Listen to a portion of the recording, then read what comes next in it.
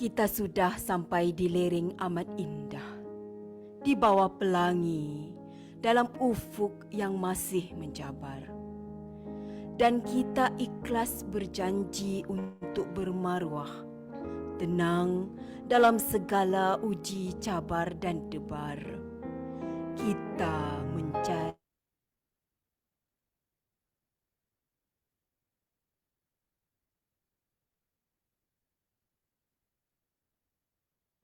Kita wajar mendaki lagi kerana puncak yang jauh. Dalam gelora dan tofan tak tercalar tekad kita, kerana kemerdekaan mengasuh kita bersuara dalam sopan. Yakin menyanggah musuh, tulus menambah kawan, inti tonggak dan menara kebahagiaan.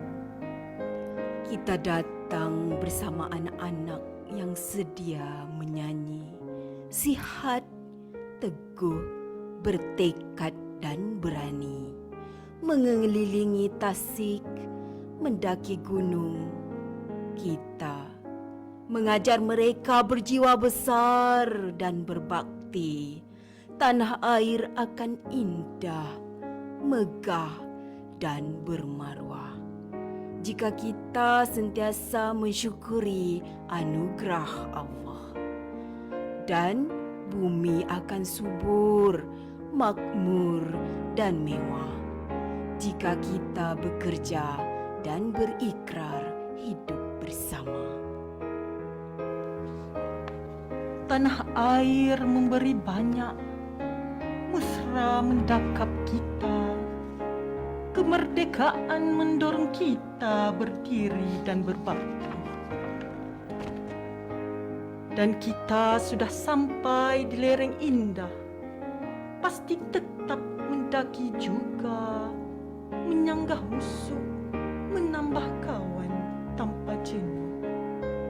khawatir, juga tanpa ragu. Dan dalam alaf baru semangat kita wajar padu, berjalan kita atas nama tanah air dan bangsa. Bangga kerana merdeka, megah kerana bahagia.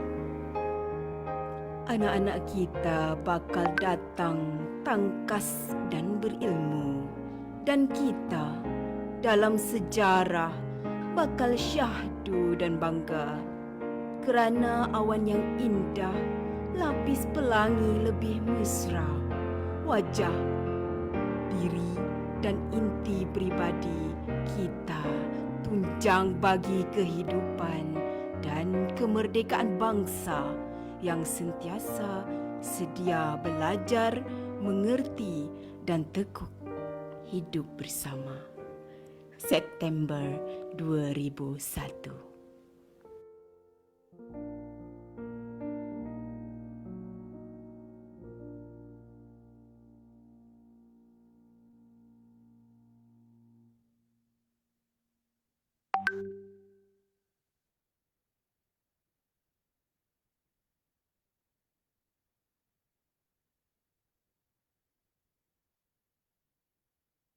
Creamy honey butter ice cream balanced with safe.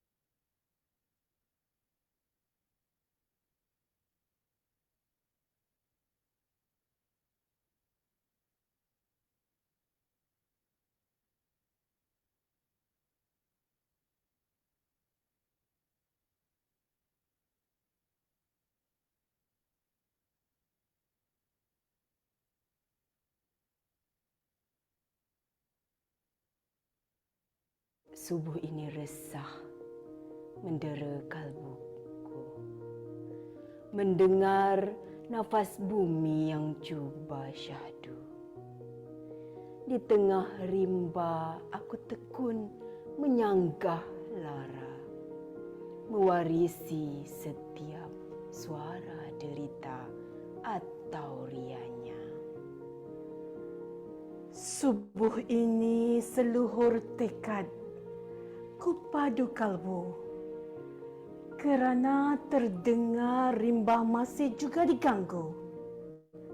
Dan walau anak rimba cuba tulus menyanyi, taring haloba masih bengis menoda bumi. Di mana lagi dapat ku hirup udara yang murni? Setiap detik dan serentak terhidu alergi bumi. Di sini dedaun bersyair kepada leluhurnya. Bunga rimba cuba menari depan keluarganya. Walau sungai serahsianya masih merdu mengalir, kembaranya tetap resah di sisi ikan yang getir. Dan kita mula terdengar suara rindu abad lalu, menyerap gelak mewaras sendu segala yang pilu. Kita tidak akan rela berganjak mendakap alam, khusus ketika ia sedang terus terdera kejam. Kita tak rela dengar rintih rimba yang murung atau menyirap tangis dedaun dan sendu burung.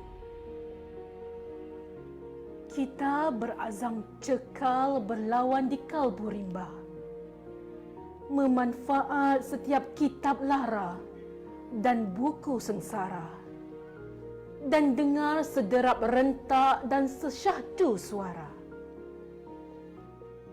Kita tetap bertekad melindungi rimba terdera. Kau yang pendera, usah berhelah atau berpura, kerana sedalam kuburmu rimba akan membela.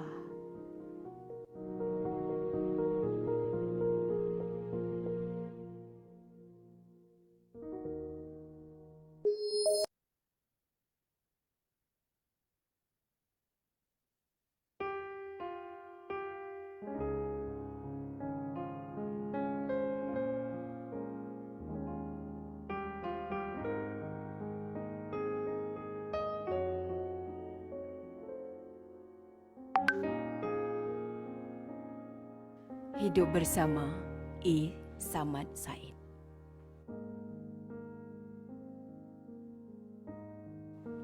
Kita sudah sampai di lereng amat indah, di bawah pelangi, dalam ufuk yang masih menjabar. Dan kita ikhlas berjanji untuk bermaruah, tenang dalam segala uji cabar dan debar. Kita mencari hanya yang tulen dan jati, sekata hidup, mengerti dan berbudi. Kita wajar mendaki lagi kerana puncak yang jauh. Dalam gelora dan tofan tak tercalar tekad kita. Kerana kemerdekaan mengasuh kita bersuara dalam sopan. Yakin menyanggah musuh, tulus menambah kawan, inti tonggak dan menara kebahagiaan. Kita datang bersama anak-anak yang sedia menyanyi, sihat, teguh, bertekad dan berani, mengelilingi tasik, mendaki gunung. Kita mengajar mereka berjiwa besar dan berbakti. Tanah air akan indah, megah dan bermaruah jika kita sentiasa mensyukuri anugerah Allah. Dan bumi akan subur, makmur dan mewah jika kita bekerja dan berikrar hidup bersama. Tanah air memberi banyak, mesra mendakap kita. Kemerdekaan mendorong kita berdiri dan berbakti. Dan kita sudah sampai di lereng indah, pasti tetap mendaki juga, menyanggah musuh, menambah kawan tanpa jenuh, khawatir juga tanpa rawan. Dan dalam alaf baru semangat kita wajar padu, berjalan kita atas nama tanah air dan bangsa. Bangga kerana merdeka, megah kerana bahagia. Anak-anak kita bakal datang tangkas dan berilmu, dan kita dalam sejarah bakal syahdu dan bangga. Kerana awan yang indah, lapis pelangi lebih mesra. Wajah, diri dan inti peribadi kita tunjang bagi kehidupan dan kemerdekaan bangsa yang sentiasa sedia belajar, mengerti dan tekuk hidup bersama. September 2001.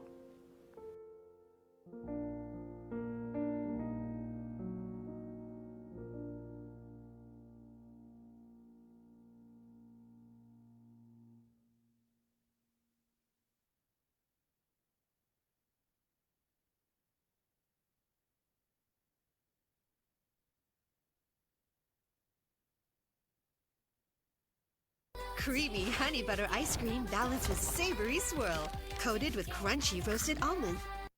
Once everything's perfectly organized, I'll start working on my thesis.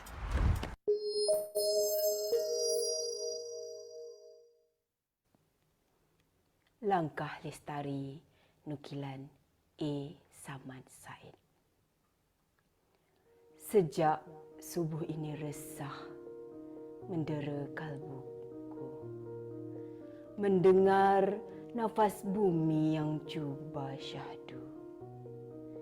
Di tengah rimba aku tekun menyanggah lara.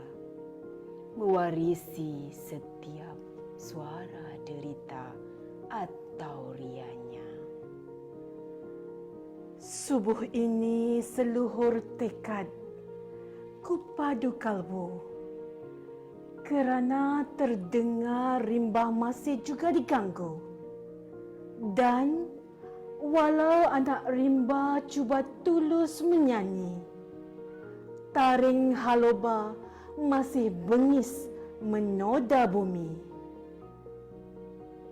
Di mana lagi dapat ku hirup udara yang murni? Setiap detik dan serentak terhidu elegi bumi.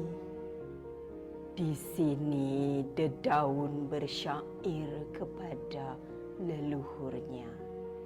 Bunga rimba cuba menari depan keluarganya. Walau sungai serahsianya masih merdu mengalir, kembarannya tetap resah di sisi ikan yang getir. Dan kita mula terdengar suara rindu abad lalu, menyerap gelak mewaras sendu segala yang pilu. Kita tidak akan rela berganjak mendakap alam, khusus ketika ia sedang terus terdera kejam. Kita tak rela dengar rintih rimba yang murung atau menyirap tangis dedaun dan sendu burung. Kita berazam cekal berlawan di kalbu rimba, memanfaat setiap kitab lara dan buku sengsara, dan dengar sederap rentak dan sesyahdu suara. Kita tetap bertekad melindungi rimba terdera. Kau yang pendera, usah berhelah atau berpura. Kerana sedalam kuburmu, rimba akan membela.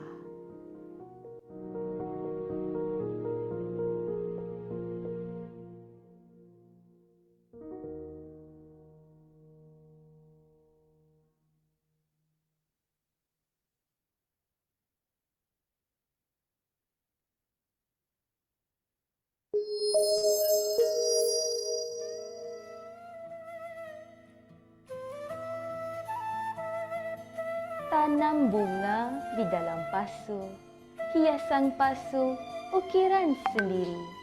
Jimat guna kertas dan tisu agar bumi kekal lestari.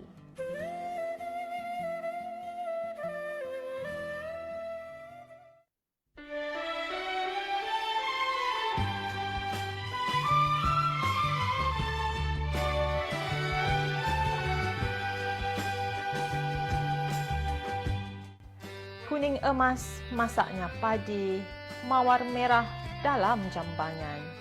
Kelestarian alam sekitar sama dihargai demi kelangsungan generasi berzaman. Pohon sirih, pohon selasih, tumbuh merimbun di hujung laman. Pastikan alam sekitar sentiasa bersih, jauhi penyakit, bumi akan aman.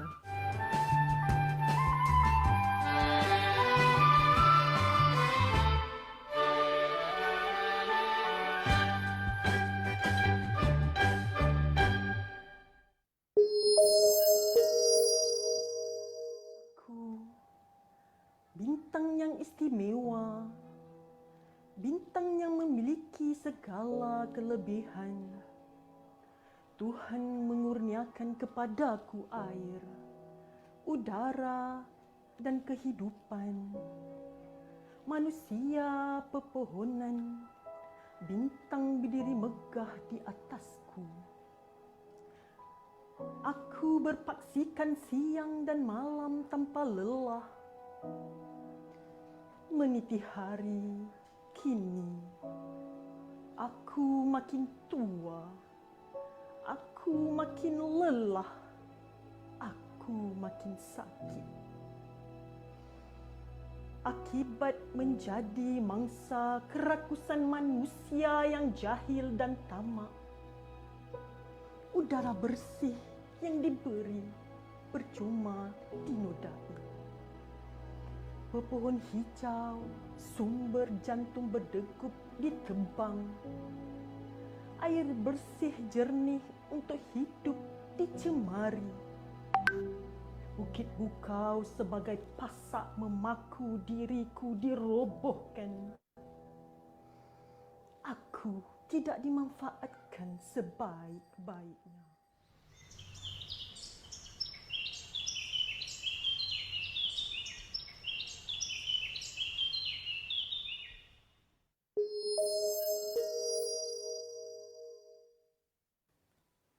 Alam ternoda.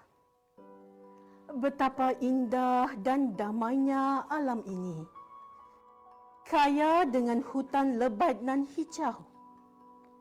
Dengan kepelbagaian tumbuhan unik di dalamnya. Dengan ciptaan yang indah dan tenang. Gunung-gemunung yang tinggi menjulang. Ketinggiannya mencakar langit. Laut biru yang amat luas seluas mata memandang. Namun, tangan-tangan manusia yang seenaknya merosak alam, merobek keindahan yang tiada tandingannya. Pohon-pohon ditumpas habis tak bersisa. Sungai-sungai dinoda dengan pelbagai sampah hinggakan tercemar. Hutan-hutan dibakar, habis tak keruan. Hinggakan haiwan-haiwan hilang habitatnya. Mengapa manusia merosak alam? Bukankah alam sendiri yang menyediakan keperluan manusia? Jika terus dibiarkan, rosak manusia akan menerima natijahnya.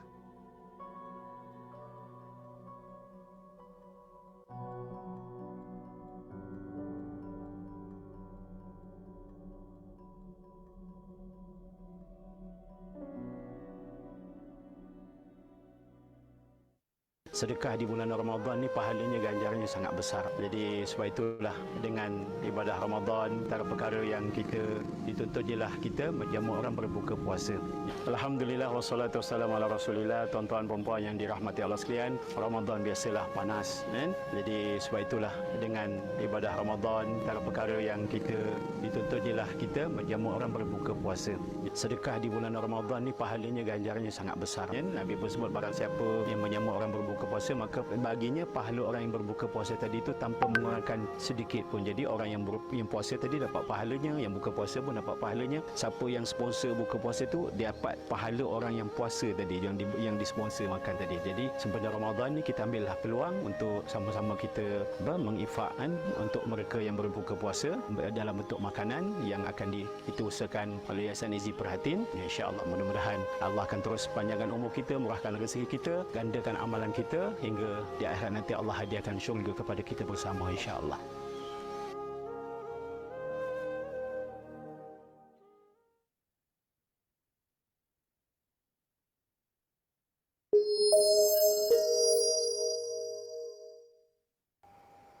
Terbitnya sinar mentari pagi, cerahnya langit di saat ini, bayu berpupur terasa di pipi, udara segar nyaman sekali. Di dalam taman bunga berkembang, sambil si burung riang bersimbang, lebah pula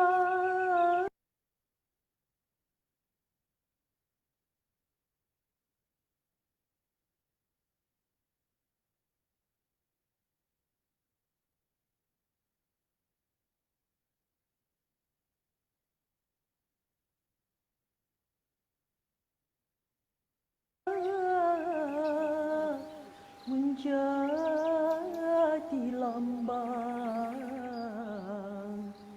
ungkapan madah cendekiawan terbilang. Wahai manusia, sedarlah semua, alam ini pinjaman sahaja. Jadilah bangsa yang baik akhlaknya, menjaga alam untuk semua. Sekian saja buat semua, 10 jari tersusun rata. Syair ini hanyalah karya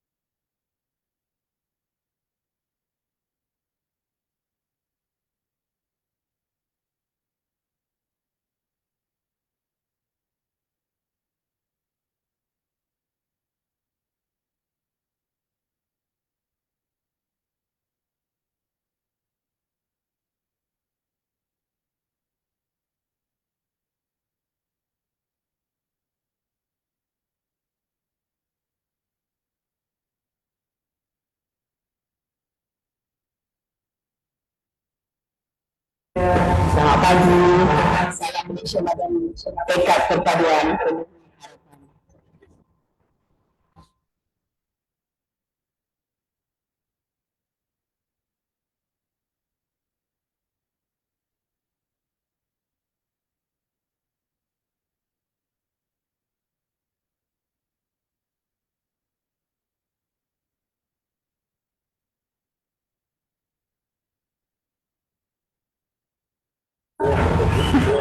kaulan.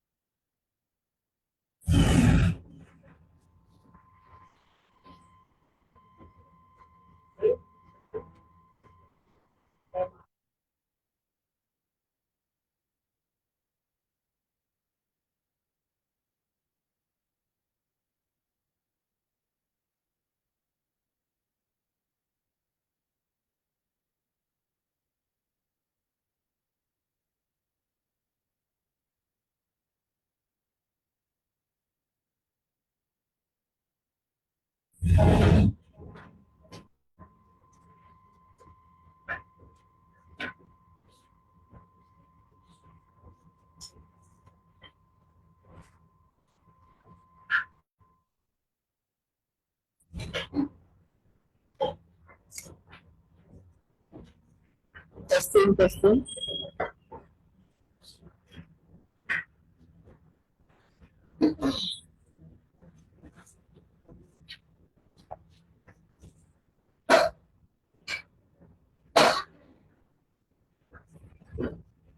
Bismillahirrahmanirrahim. Assalamualaikum warahmatullahi wabarakatuh. Dan selamat pagi. Salam Malaysia Madani. Saya harap tuan-tuan dan puan-puan dapat mendengar kita dengan baik yang berada di dalam talian. Better, okey. Terima kasih puan yang memberi respon. Suara pecah, suara saya tak sedap untuk hari ini mungkin. Sabar. Pasukan teknikal sedang cuba untuk mengatasi suara saya yang pecah ini. Boleh tuan-tuan dan puan-puan ujian suara, ujian penerimaan suara. 1, 2, 3. Alhamdulillah. Okey. Terima kasih kepada tuan-tuan dan puan-puan yang telah memberikan respon di alam maya. Alhamdulillah untuk pegawai-pegawai yang berada secara fizikal. Kita dapat diterima dengan baiklah di sini. Okey, kita pasukan teknikal telah berjaya mengatasi cabaran dan dugaan. Tadi kalau ada yang tertinggal tadi kan kita kata cabaran dan dugaan. Cabaran datang, cabaran pergi. Segalanya tabah kau hadapi. Okey. Sebelum kita pergi lebih jauh, marilah kita buka majlis kita dengan bacaan umul kitab, dan bagi yang bukan Islam, mohon tuan-tuan dan puan-puan bertafakur sebentar. Al-Fatihah.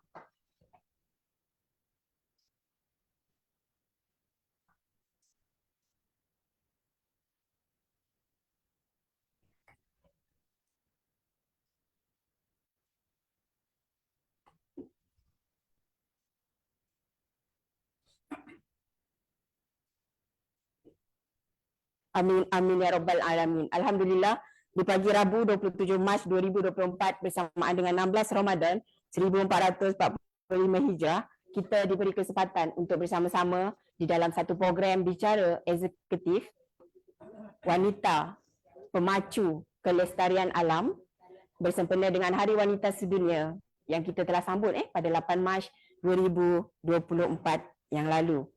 Dan masih belum terlambat, kita masih berada di dalam bulan Mac. InsyaAllah program hari ini yang kita anjurkan oleh Jabatan Alam Sekitar, dan saya yakin kita ada juga peserta yang bersama-sama dengan kita di dalam talian. Ada juga daripada agensi-agensi, pihak-pihak swasta, pihak-pihak industri, tuan-tuan dan puan-puan, orang perseorangan maupun pelajar-pelajar. IPT dan juga sekolah yang dapat bersama-sama dengan kita pada hari ini secara maya. Pada pagi ini, kita bawakan 3 panel yang tidak asing lagi dengan Jabatan Alam Sekitar. Oleh kerana temanya adalah wanita, maka kita bawakan panelis semuanya wanita. Yang lelaki jangan berkecil hati. Untuk makluman tuan-tuan dan puan-puan yang berbahagia, Datuk Ketua Pengarah kita adalah seorang lelaki. Di kiri kanannya adalah wanita. Yang berbahagia Datuk Wan Abdul Latif bin Wan Jaafar yang tidak dapat bersama-sama dengan kita pada hari ini kerana mempunyai tugas rasmi yang lain.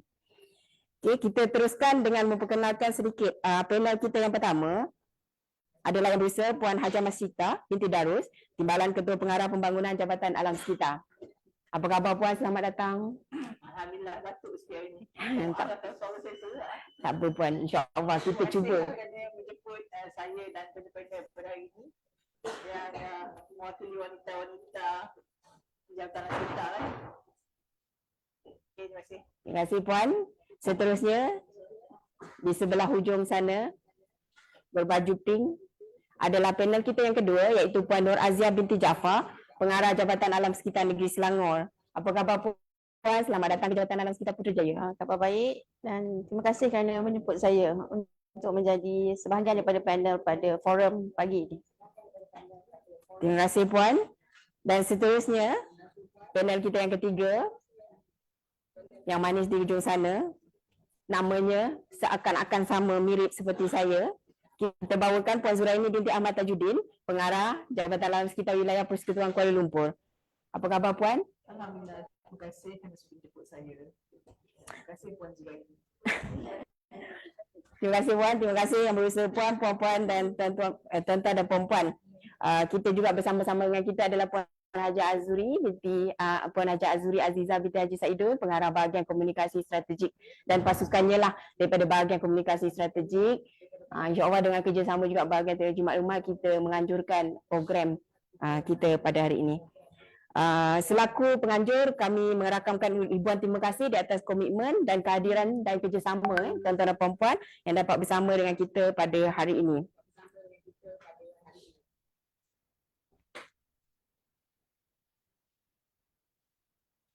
Okay. Sukalah saya menarik perhatian audiens tuan-tuan dan puan-puan yang berada di dalam talian. Walaupun di skrin tuan-tuan dan puan-puan hanya nampak wanita-wanita sahaja, tetapi sebenarnya di sebalik skrin tuan-tuan dan puan-puan itu adalah yang mendukung kita adalah lelaki-lelaki yang bersama dengan kita, pasukan-pasukan teknikal yang membolehkan kita berhubung dengan tuan-tuan dan puan-puan secara maya. Kita nampak peserta kita di dalam maya sekarang ni dah 150 pegawai orang, dan kita yakin kita juga dapat dilihat secara bersiaran langsung melalui FB Live Jabatan Alam Sekitar. Bolehlah like banyak-banyak sikit. Sama-sama kita mendukung aspirasi untuk hebahan yang kita laksanakan di Jabatan Alam Sekitar. Dengan segala hormatnya, dengan ini kita menjemput dan mempersilakan yang berusaha Dr. Nur Hazni binti Mat Sari untuk menyampaikan sedikit kata-kata aluan program. Dengan segala hormatnya dipersilakan yang berusaha doktor. Assalamualaikum warahmatullahi wabarakatuh. Salam sejahtera dan salam Malaysia Madani. Pertamanya saya mengucapkan selamat datang dan terima kasih kepada semua hadirin yang hadir ke program bicara eksekutif Wanita Pemacu Kelestarian Alam secara dalam talian. Belum terlambat kiranya saya mengucapkan selamat menyambut Hari Wanita Sedunia kepada semua wanita, tidak kira di mana jua pun anda berada. Wanita berjulang, negara gemilang adalah tema bagi sambutan Hari Wanita Sedunia yang disambut pada 8 Mac yang lalu. Wanita memainkan peranan yang sangat penting dalam sesebuah institusi, tidak kira institusi atau organisasi di tempat kerja maupun institusi keluarga.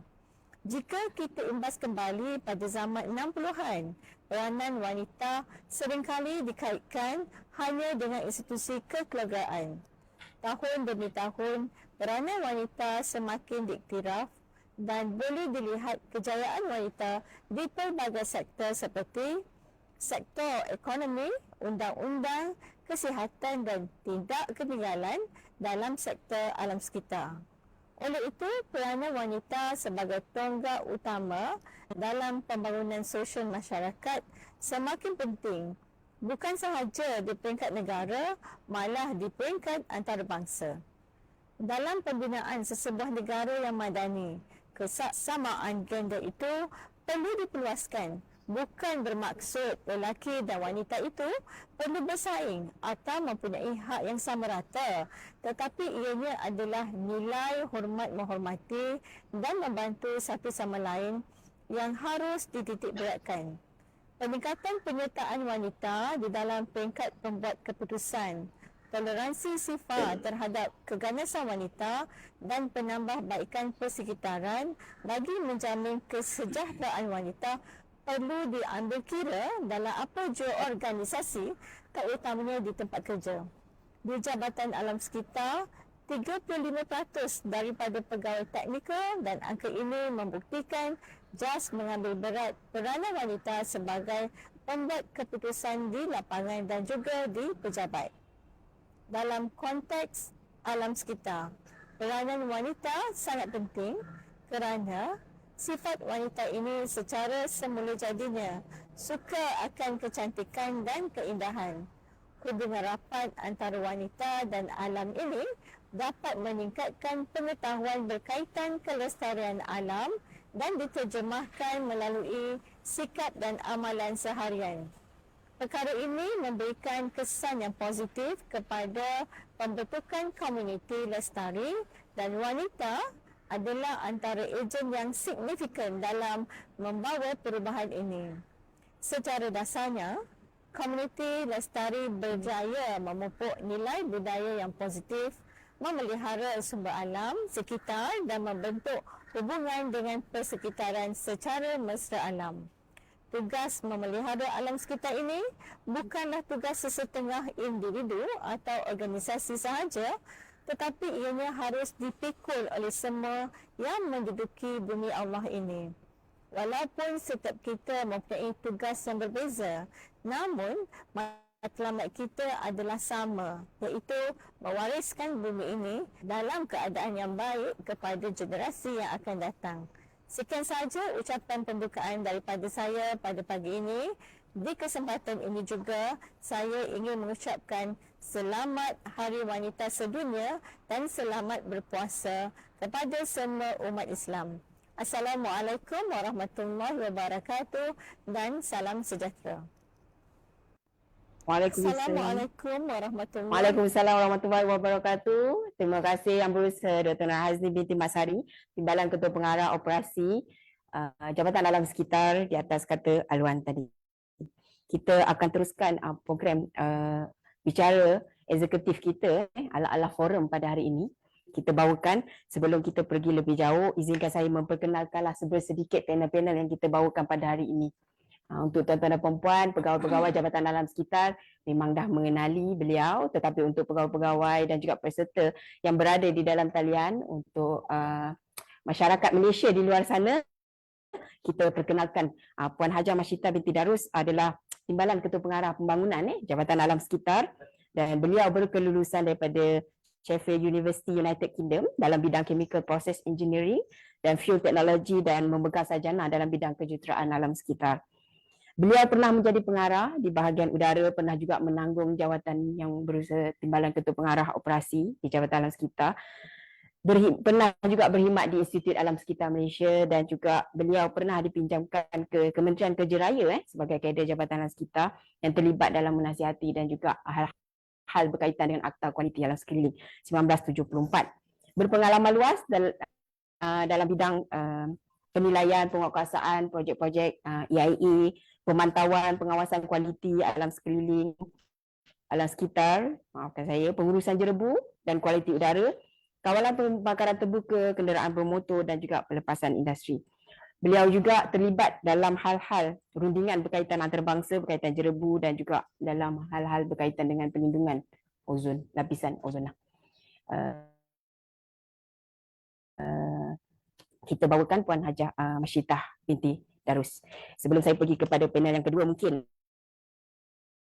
kita ingin mengutarakanlah satu soalan. Kita nak dengar suara Puan Masyitah pada pagi ini. Sebagai soalan pembukaan lah Puan, bolehkah Puan kongsikan kepada semua cabaran terbesar yang pernah Puan alami sepanjang Puan menjawat jawatan sebagai Perkhidmatan Awamilah hasil pegawai kawalan alam sekitar lah, dah lebih 32 tahun kan. Dan kini Puan adalah salah seorang pegawai pengurusan tertinggi di Jabatan Alam Sekitar. So mungkin kita mohonlah perkongsian daripada Puan. Silakan Puan. Terima kasih Puan Pengacara Majlis, Puan Zuraini Siam. Assalamualaikum warahmatullahi wabarakatuh. Selamat pagi. Salam Malaysia Madani kepada semua peserta forum pada hari ini yang hadir secara fizikal dan juga hadir dalam talian. Sebalik kepada soalan yang ditanya tadi, mengenai cabaran terbesar yang saya pernah hadapilah sepanjang tiada saya bertugas sebagai penjawat awam lah. Saya dah hampir 31.5 tahun dah saya di Jabatan Sekitar ni. Sebenarnya banyak cabaran-cabaran yang kita hadapi lah dari segi kes-kes pencemaran dan sebagainya. Tapi kalau kata terus tu macam satu je kan. Tapi sebenarnya banyak cabaran yang kita hadapi lah. Daripada kes-kes pencemaran yang saya boleh ikut pada hari ni lah. Seperti kes Sungai Kim Kim, pencemaran di Sungai Kim Kim sebabkan oleh pupusan buangan terjadual ke dalam Sungai Kim Kim. Kes pupusan haram, buangan terjadual, banyak kes ni di Sumatera Negara. Dan pencemaran air sungai disebabkan oleh pembuangan buangan terjadual dan juga pencemaran lah. Sungai ni yang juga mengakibatkan henti tugas penjuratan air. Pertama ni dia lepas kelang lah barang asalnya dan juga penjual ni banyak kes-kes pencemaran yang menyebabkan henti tugas penjuratan air. Dan begitu juga dengan pengurusan petugas udara segi Jerebu lah. Sebab saya mantan pengamal udara, jadi banyaklah kes Jerebu Metas Padan, Jerebu setempat disebabkan oleh pembakaran terbuka yang boleh katakan hampir setiap tahun berlaku. Tapi alhamdulillah saya rasa the last 2 years tetap berapa ada Jerebu. Tapi cuaca sangat panas jadi kena berhati-hatilah. Dan yang paling penting kita jangan lakukan badan buka. Itu satu dari segi kes pencemaran. Sebenarnya di Jabatan Sekitar kita juga menghadapi segi pengurusan manusia. Dan untuk itu kita juga dan untuk persekitaran semula kita itu juga kita untuk mendapatkan kerja yang lebih. Sekarang kita hanya ada dalam 1,416 dan sekitar dan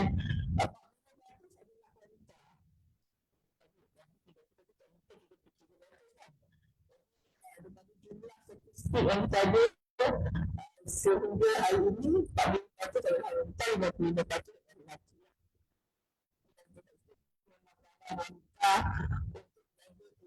alam. Namanya tentera perempuan yang hadir pada hari ini lah sangat-sangat penting walaupun kita seorang isteri, ibu, anak, apa lagi. Sebab tu saya tengok ada satu kartun yang mana untuk mencapai to reach the goal in your life, kalau lelaki tu dia boleh lari straight je untuk kerjaya lah. Kalau perempuan tu dia kena handle dia banyak sangat.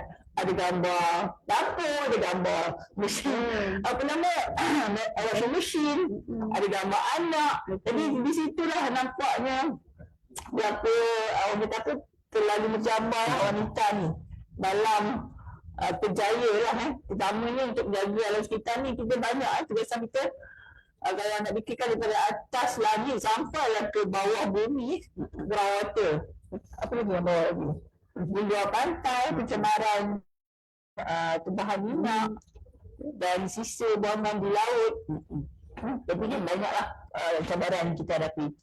Saya kalau kita nak, kalau saya nak banyak lebarkan, saya rasa banyak sangat cabaran dan cabaran untuk mendapatkan kelulusan bagi penstrukturan semula jabatan tu pun merupakan satu cabaran lah pada kami di pihak pengurusan tertinggi disebabkan oleh kekangan dari segi ekonomi negara. Jadi memang kita tahu pegawai sekitar ni sangatlah dengan kerja-kerja dalam awam ataupun jawatan yang sedikit, tapi perlu menjaga, mencegah pencemaran itu di seluruh Malaysia dengan mana ketenangan yang kita ada. Jadi sebab itu adalah merupakan satu cabaran di tingkat pengurusan tertinggi juga untuk itu, dan juga cabaran untuk membawa jas ke tingkat yang lebih tinggi. Itu pun satu cabaran juga pada kami lah di tingkat pengurusan tertinggi, dan insyaAllah kita akan ada pakai uniform, pakai seragam. Saya berterima kasih kepada pasukan atau pasport pakai seragam tu yang diketuai juga oleh sebelumnya lelaki, tapi pencetus ataupun penggeraknya entahlah, saya tak payah namakan di sini lah. Saya rasa pada hari itu kita perlu bagi kredit pada pegawai wanita kita. Kami telah menaik jas ke tahap yang sangat tinggi. Terima kasih kami. Okey, terima kasih Yang Berhormat Puan di atas perkongsian. Tahun depan ataupun tahun-tahun yang akan datang pun kita boleh menyertai ataupun mengadakan forum pakaian uniform yang seperti mana yang Puan Masyida sebut nyatakan tadi. InsyaAllah kita ada uniform, jadi di masa depan kalau kita buat forum, kita mungkin memakai baju yang lebih gak, nampak segak. Tak ada saya yang cantik ni, yang perempuan pakai, tak ada. Kita akan standard sama je satu colour. Tak ada yang berkecil hati, hari ni tudung dia tak cantik daripada tudung saya contoh. Ataupun tudung kan lagi cantik daripada tudung saya. Kita akan sama. Jadi kita akan laksanakan tugas, dan kita sebagai pihak kerajaan, kami di Jabatan Alam Sekitar akan laksanakan dan realisasikanlah hasrat pemeliharaan alam sekitar dengan moto untuk alam sekitar tanggungjawab bersama. Tadi Puan kita pernah kita pertama dengan ada 40% pegawai wanita lah di Jabatan Alam Sekitar, kewangan, dan juga ada pada teknologi maklumat lah, dan juga sosial. Kita ada perhubungan awam. Dan daripada jumlah itu sebenarnya untuk makluman tuan-tuan dan puan-puan yang berada di dalam talian juga, kita sebenarnya seluruh Malaysia ada lebih kurang 1,300 pegawai sahaja. Sukalah saya ni nak menyatakan ni statistik ni. Berdasarkan semakan saya kepada data dekat portal daripada Jabatan Perangkaan Malaysia, jumlah penduduk Malaysia je pada tahun 2023 adalah dianggarkan 33 juta. Dia ada poin lah, poin 4 dari sisi keseluruhan. Lelaki 13 juta dan perempuan lebih kurang 15 juta. Nisbah jantina keseluruhan penduduk Malaysia, lelaki dan wanita adalah 110 lelaki bagi setiap 100 perempuan. Ataupun 1.1 lelaki, 1 perempuan. Lebih kurang dekat jas lah, 55% lebih kurang. Kalau dekat dalam dewan fizikal ni, kita berada di perpustakaan Jabatan Alam Sekitar,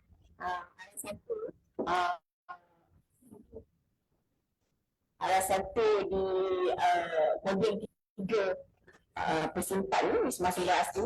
Kita ada komposisi hari ni, saya boleh katakan perempuan melebihi lelaki. Mungkin banyak pegawai lelaki menyertai kita secara dalam talian lah pada hari ini. Dan saya ini sekali lalu nanti betul satu persatu.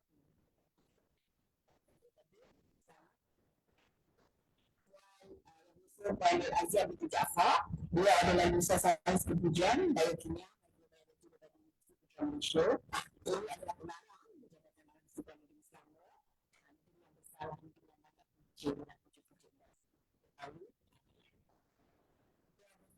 dalam bidang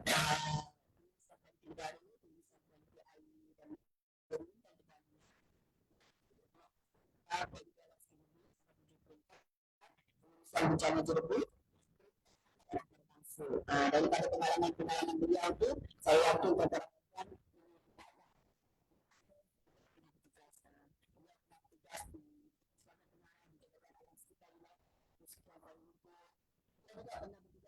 dan pejabat dan dasar-dasar yang dilaksanakan di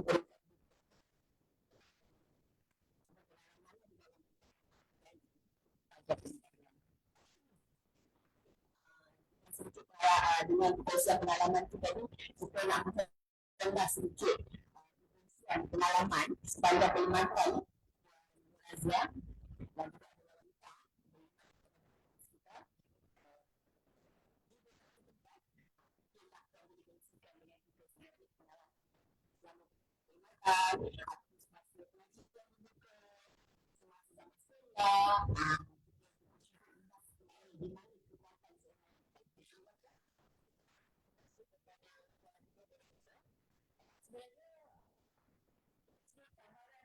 saya hadapi itu sebagai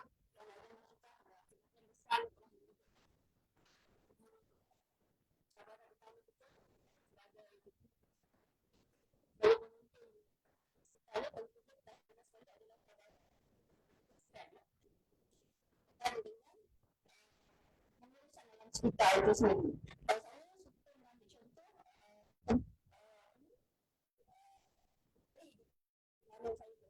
Itu sekarang di Negeri Sarawak.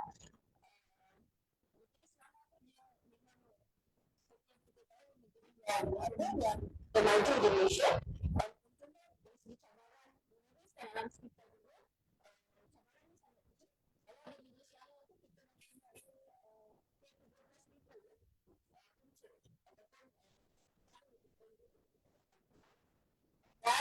cabaran yang paling besar kita hadapi adalah dari segi tekanan sekejap sumber manusia. Sekejap kita ada feedback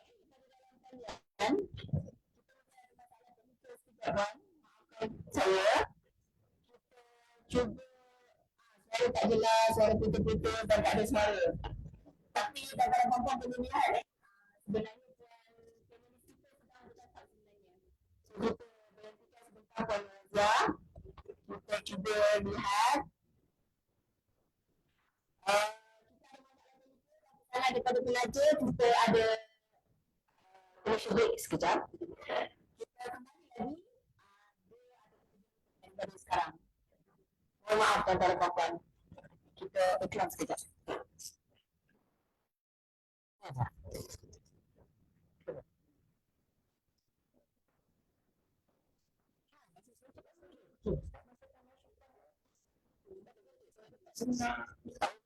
Baca dekat baca online kan.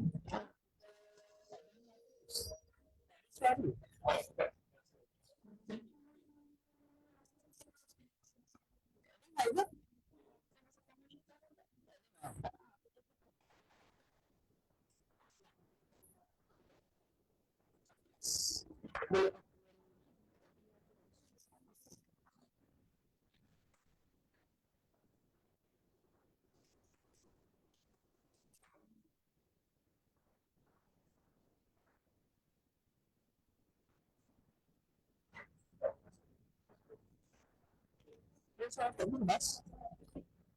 Saya tak bebas putus-putus. Sebab dia macam dia nak kerja. Di dalam taman bunga berkembang sambil si burung riang bersimbang. Lebah pula menjadi lambang ungkapan mata kecewaan terbilang. Okey. Tadi tak hijau. Tapi datang saja ucap. Jadi saya dengar jawab. Ya.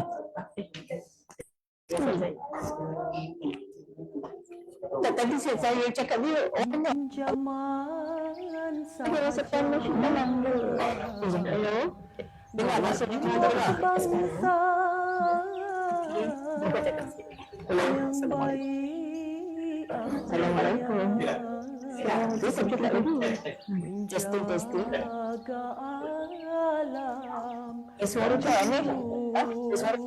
Test 1, 2, 3, test. Sama Syita. sekian Test 1, 2, 3. Wah. Okey, kita test one. Celat naik. Tapi pecah sikit. Muzik jelas. Muzik daripada sistem. Ni daripada luar. Ni daripada ni. Hello. Izzy cakap. Okey. Okey. Assalamualaikum. Puan. Testing. 1, 2, 3. Salam raya. Nyanyi. Test pun. Join here. Testing.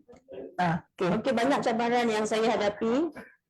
Cabarannya sound. Okey. Ibu untuk berforum pun hadapi cabaran Yalah.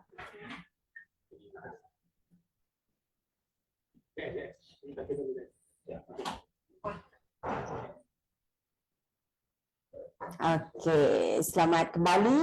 Kita bersiaran sekali lagi secara langsung daripada Perpustakaan Jabatan Alam Sekitar, dan selamat kembali kepada tuan-tuan dan puan-puan yang berada di dalam talian. Kita sambung tadi, kita berada di panel yang kedua, iaitu Puan Nur Razia binti Jaafar.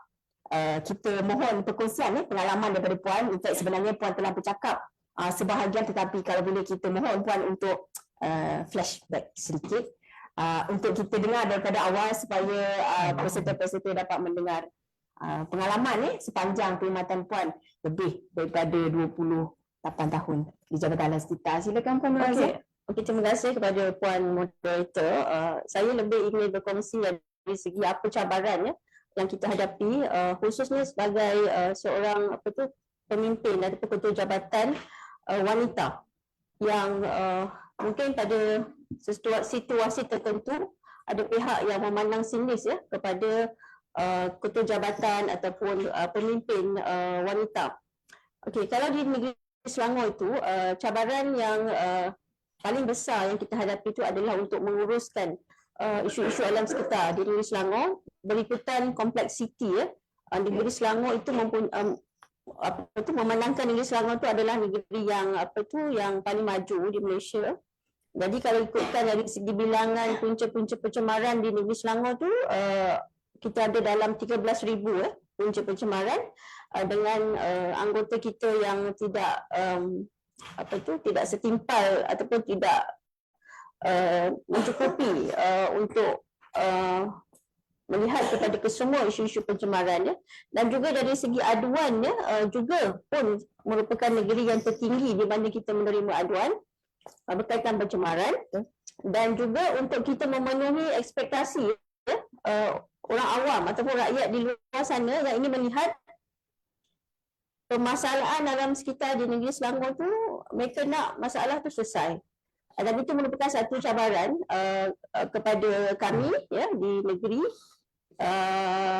untuk memastikan bahawa alam sekitar tu terus dipelihara lah. Walau bagaimanapun kita menjadikan perkara itu sebagai satu bukan satu halangan, tetapi kita cuba sebaik mungkin untuk memberikan yang terbaik kepada rakyat Malaysia, khususnya yang cintakan alam sekitar. So itu saja yang saya boleh kongsikan. Terima kasih. Terima kasih Puan Nur Razia. Memang satu cabaran lah. Dulu saya pun pernah menjadi ketua di cawangan yang kecil. Kita ada juga ketua-ketua cawangan. Kalau ada yang berada di dalam talian, di samping kalau kita duduk dekat daerah tu, mesyuarat jawatan kuasa tindakan daerah tu, memang bilangan perempuan tu boleh kira dengan sebelah tangan. Siapa biasanya perempuan, kita pegawai pergigian daerah, mungkin perempuan. The rest tu pegawai daerah di daerah, di mana negeri saya bertugas tu memang kebanyakannya lelaki lah. Dan saya tak pernah jumpa, saya dah pergi 3 negeri, kita tak pernah jumpa pegawai daerah yang perempuan lah. Mungkin ada di negeri-negeri lain. Ataupun di masa-masa akan datang apabila kesamaan gender tu diperkuatkan ataupun diperkasalah di Malaysia. Okey, kita bawakan dan kita ingin mendekati panel kita yang ketiga, sama nama tetapi ada beza sedikit yang sangat ketara. Beliau adalah pengarah di Jabatan Alam Sekitar Wilayah Persekutuan Kuala Lumpur. Kalau di Selangor tu cabaran ni memang besar, ada laut, ada darat. Kalau di KL, walaupun dia katanya di Lembah Kelang itu sahaja, tetapi sebenarnya dia adalah ibu negara Malaysia. Jadi kita nak dengar lah pengalaman ni, perkongsian puan. Sebelum tu beliau adalah lulusan ekologi daripada Universiti Malaya. Kini adalah pengarah di wilayah Persekutuan Kuala Lumpur. Pernah bertugas di bahagian komunikasi strategi. Mantan pengarah saya juga sebelum ni, dan beliau juga adalah pernah bertugas di bahagian bahan berbahaya ibu pejabat, di bahagian penilaian ibu pejabat, dan sudah tentu mempunyai pengalaman lah tentang membuat kerja-kerja berkaitan dengan polisi dasar yang berkaitan dengan akta lah kualiti alam sekeliling. Dan beliau juga berpengalaman luas dalam bidang pengurusan buangan terjadual dan mempunyai sama dengan ketiga-tiga panel, ketiga-tiganya mempunyai pengalaman dalam bidang perhubungan antarabangsa berkaitan dengan multi-environmental agreements seperti Convention Basel, Stockholm, Rotterdam. Nanti dia kongsi lagi banyak lagi lah dengan kita. Silakan Puan, kongsi sedikit pengalaman. Terima kasih Puan Zulaini. Assalamualaikum dan selamat pagi kepada semua. Benar, saya mengawal selia Jabatan Alam Sekitar Wilayah Persekutuan Kuala Lumpur, yang mana saya selalu katakan Kuala Lumpur ini merupakan ibu negara kepada Malaysia. Ya. Putrajaya itu adalah pusat pentadbiran, tetapi Kuala Lumpur adalah ibu negara Malaysia. Dan di situlah cabarannya ialah untuk memastikan ibu kota itu sentiasa menjadi bandar yang mampan. Ya. Mampan berarti kata pembangunan yang seimbang dengan alam sekitar. Dalam pada mengejar pembangunan high-rise building dan sebagainya, dan kita juga perlu memastikan bahawa alam sekitar kita berada dalam keadaan baik. Di Kuala Lumpur tidak ada lagi tanah-tanah rata. Yang pembangunan sekarang ini semuanya dicurun-curun, yang mana ia sangat mencabarlah dari segi pembangunan dan juga dari segi mengejar ekonomi bandar itu sendiri, ya, dan juga nak menjaga alam sekitar. Itu juga dengan kenderaan yang hampir 7 juta kenderaan mendaftar di Kuala Lumpur, ya, yang perlu kita selia. Ya. Penduduk di Kuala Lumpur ni 2 juta, kereta 7 juta. Ya, macam mana tu? Maknanya satu isi rumah ada 3 hingga 4 buah kereta. Fauzi sendiri ada berapa kereta tu?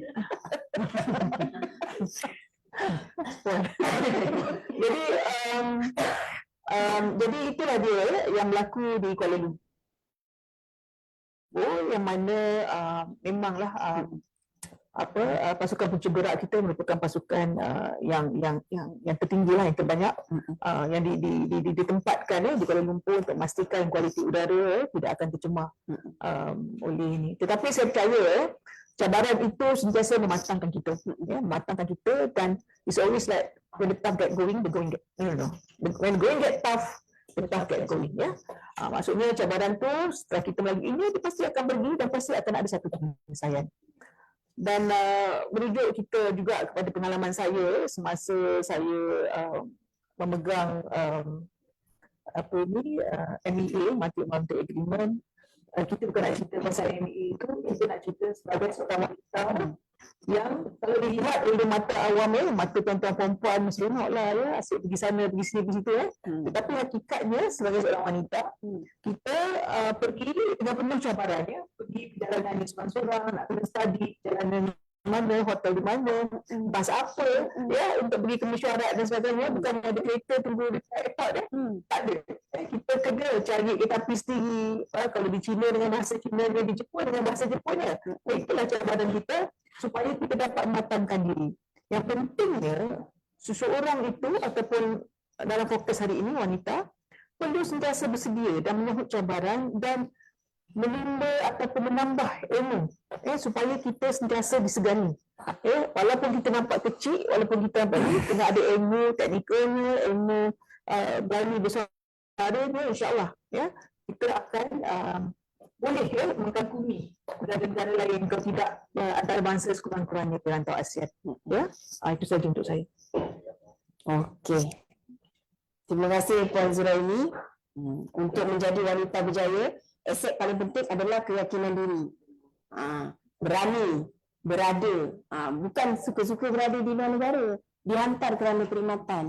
Saya yang menjalankan amanah. Kalau dulu saya yang menurut perintah. Kini kita jalankan amanah yang lebih besar dan sikap tidak mudah putus asa di kalangan saya dan wanita-wanita gagah di barisan panel ini.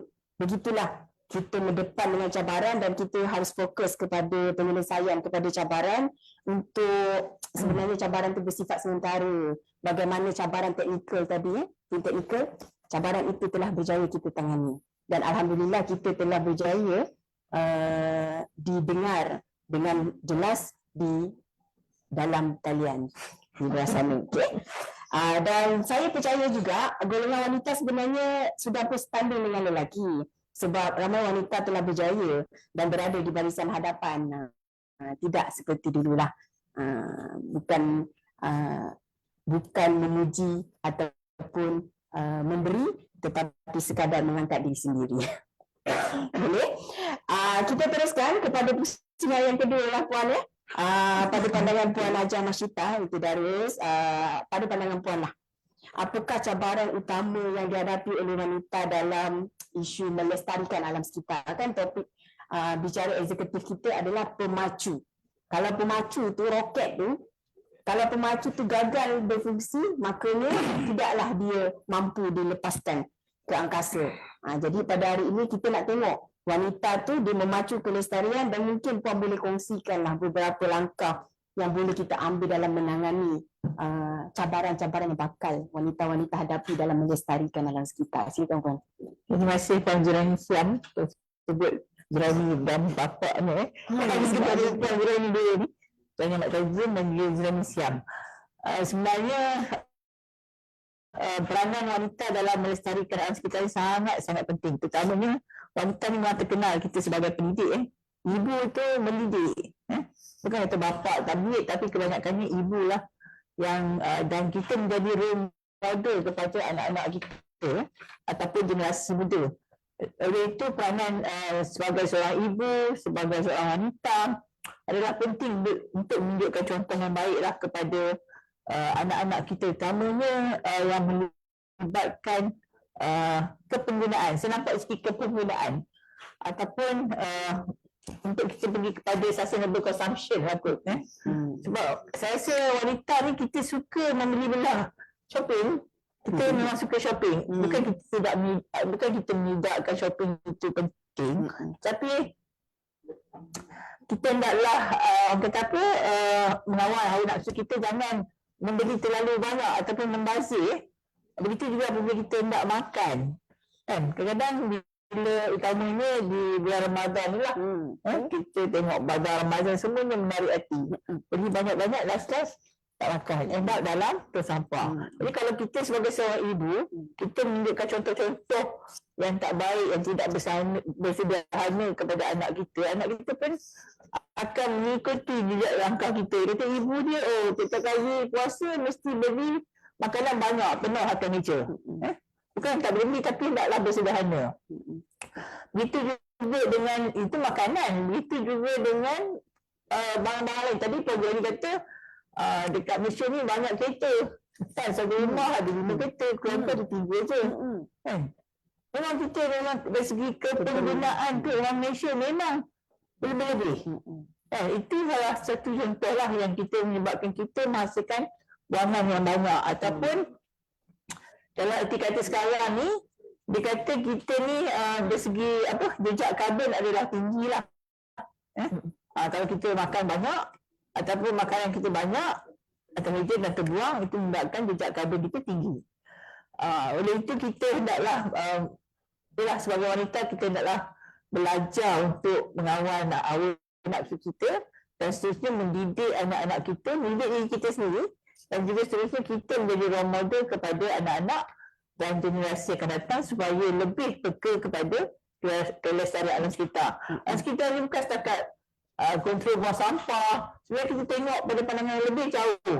Tadi dalam pembukaan tadi ada timbalan Ketua Pasti kata adalah untuk generasi akan datang. Jadi apa-apa yang kita buat pada hari ini, kita hendaklah memikirkan generasi akan datang.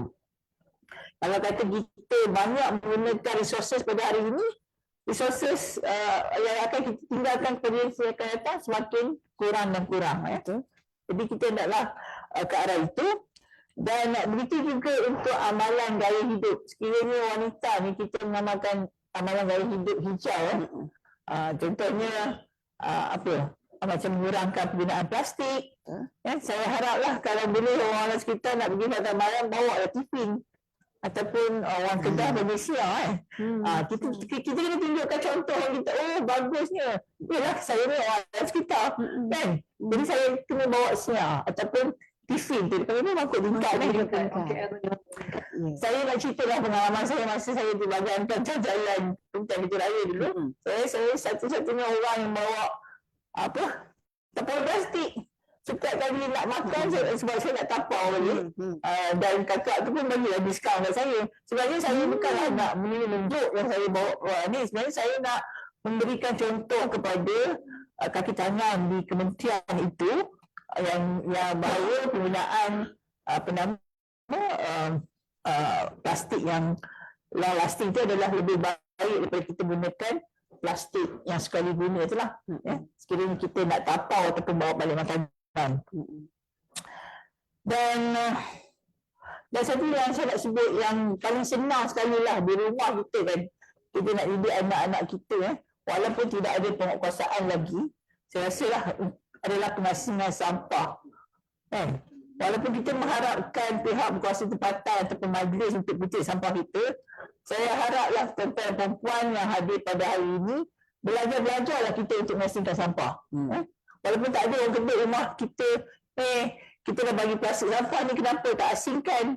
Betul, bagus. Saya rasa pemandangan Pelancar dia ada memberi plastik sampah yang berwarna-warna. Betul tak? Betul tak? Ada? Jadi masa saya duduk Pelancar tu, dia bagi tali orange, tali biru. Betul kan? Untuk surat khabar dan sebagainya. Kalau tak ada pun, kita cubalah asingkan sampah tersebut. Kerana saya beri maklum pada keluarga saya, sekiranya kita mengasingkan sampah itulah yang akan bagi sebenarnya benefit ataupun menjadi duit kepada orang yang memerlukan. Kita tak tahu scavenger kat tapak besar sampah tu dia ambil, dijual. Benda-benda yang kita telah asingkan tu. Dan ada juga pihak majlis yang dia dah pasti asingkan yang menyenangkan kerja lah. Itu kita kena amalkan sikap-sikap yang baik lah yang ada di negara-negara jiran tu, seperti bukan jiran yang hampir, seperti di Korea, di Jepun ni, mereka sangat bersalah supaya tidak mengasingkan sampah. Itu je contoh yang saya bagilah. Kerana kita sebagai wanita, kami sebagai ibu, bila kita menunjukkan tawaran yang baik, maka anak-anak kita pun akan ikut, insyaAllah. Itu sajalah pelajaran ini. Terima kasih Puan Masyita. Betul lah apa yang Puan katakan tu, kepimpinan melalui teladan. Puan telah memimpin pegawai-pegawai melaksanakan semasa Puan berada di Kementerian Kerja Raya, kepimpinan melalui teladan, bawa bekal, mangkuk tingkat. Kita pun terus akan meneruskanlah usaha-usaha. Dan saya menyerulah tuan-tuan dan puan-puan, masyarakat di luar sana yang bersama-sama dengan kita, sama ada di Zoom ataupun di FB Live, untuk bersama-sama kita ke arah amalan hijau ataupun amalan yang lebih mesra alam. Okey, kita mungkin boleh beralih kepada panel kita, Puan Razia. Puan, mungkin di peringkat global kita wanita terdiri daripada 43% tenaga buruh pertanian dunia, dan statistik menunjukkan dia meningkatlah di setengah negara sampai 70% lah yang tenaga buruh wanita. Kalau di Malaysia tu tidaklah sampai 70%. Saya tidak dapat melihat statistik tu, tapi apabila kita bercakap tentang peranan wanita yang bukan sahaja suri rumah, kita adalah pekerja pekerja perkhidmatan awam ataupun di pihak swasta. Mungkin pendapat puan sejauh manakah peranan seorang wanita tu berbanding dengan lelaki lah. Sebab kalau wanita berbanding wanita tu macam kita sama kan, sekapal kata orang. Berbanding lelaki tu di dalam usaha-usaha melestarikan alam sekitar. Silakan Puan Razia. Okey, baiklah. Sebelum saya pergi kepada soalan tu, saya ingin menarik perhatian lah mengenai slogan slogan yang selalu dimainkan oleh Jabatan Alam Sekitar. Alam sekitar, tanggungjawab bersama.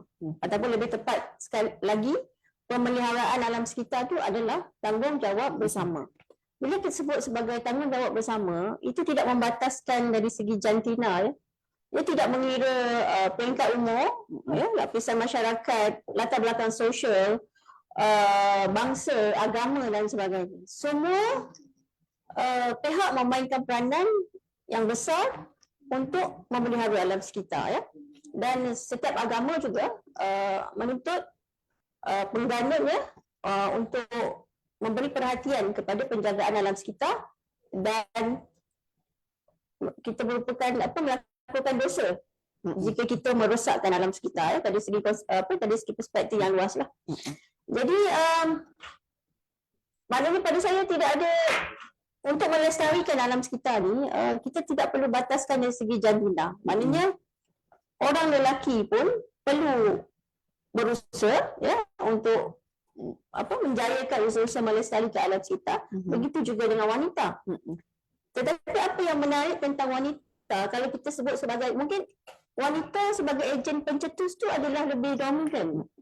Kerana sifat wanita itu, seperti yang Puan Mashita sebut, kalau seorang ibu tu sifatnya adalah, kita ni adalah seorang yang penyayang, sifat yang mendidik anak-anak kita dan sebagainya. Dan kita juga wanita, pemikiran kita tu tidak straightforward seperti pemikiran lelaki. Kompleksiti tu kita memikirkan banyak. Jadi sampai masalah alam sekitar pun kita kena fikirkan juga bersama-sama. Jadi peranan wanita tu, saya kira untuk melestarikan alam sekitar tu lebih dominan tu adalah wanita, dan sesuai wanita menjadi ejen perubahan kepada usaha-usaha melestarikan alam sekitar. Sementara kita dalam keadaan situasi dunia yang sedang dihimpit dengan masalah-masalah perubahan iklim, pemanasan dunia, bencana alam dan sebagainya, ya.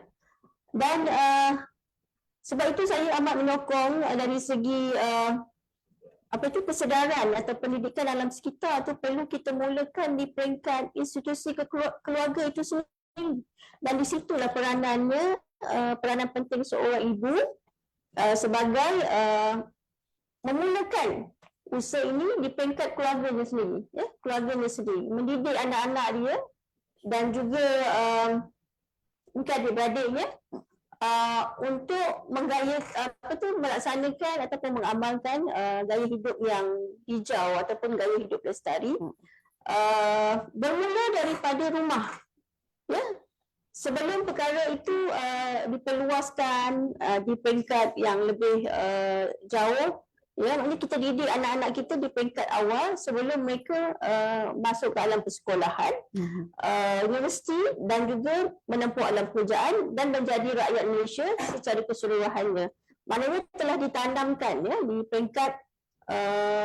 peringkat kanak-kanak lagi mengenai kepentingan untuk menjaga alam sekitar, yang mana yang mencetuskan seseorang itu adalah ibunya sendirilah. Ibu dia yang mengajar dia macam mana nak jaga alam sekitar, apa yang kita perlu buat, ya, di rumah itu sendiri. Jangan kita jangan pergi kepada yang peringkat yang dah mulakan daripada rumah, ya. Jadi seorang ibu tu dia boleh mengajar anak-anak dia berbagai perkara ke arah kelestarian alam sekitar. Seperti tadi yang Puan Mashita sebut tadi, yang paling penting, yang paling mudah, kita semula sampah asingkan. Yang mana plastik, yang mana botol, yang mana bahan organik perlu diasing-asingkan, ya. Dan sekarang ni kita sedang aktif untuk mempromosikan kempen-kempen pengumpulan sisa elektronik ataupun kita sebut sebagai e-waste. Ini satu perkara lagi. Jadi ibu-ibu ni, dan kebetulan ibu-ibu ni lah yang rajin membuat kerja-kerja rumah. Di rumah kita tu kita lah yang nak mengemas stor, yang nak mengemas bilik dan sebagainya. Jadi bila kita nak buat housekeeping, ya, tambahan pula kita nak menyambut hari raya yang tak lama lagi, dalam 2 minggu lagi. Bila kita kemas-kemas di store tu mungkin terjumpa barangan elektronik yang tak lagi, yang dah rosak dan tak boleh guna pakai, itu adalah e-waste. Dan kita boleh hantar ke pusat kita semula. Dan tauladan ini kita tunjukkan kepada anak-anak kita. Dan anak-anak kita bila dia pergi ke sekolah, dia akan sebarkan mesej yang baik ini kepada kawan-kawannya. Dan mesej ni akan tersebar luas. Ya. Jadi itu yang menyebabkan mengapa saya kata wanita itu lebih dominan dari segi fungsi sebagai ejen perubahan tu, dari segi orang kata naluri seorang wanita itu yang menjadikan kenapa wanita lebih sesuai ataupun peranannya lebih menonjol dalam menjadi ejen perubahan ke arah pelestarian alam sekitar. Okey.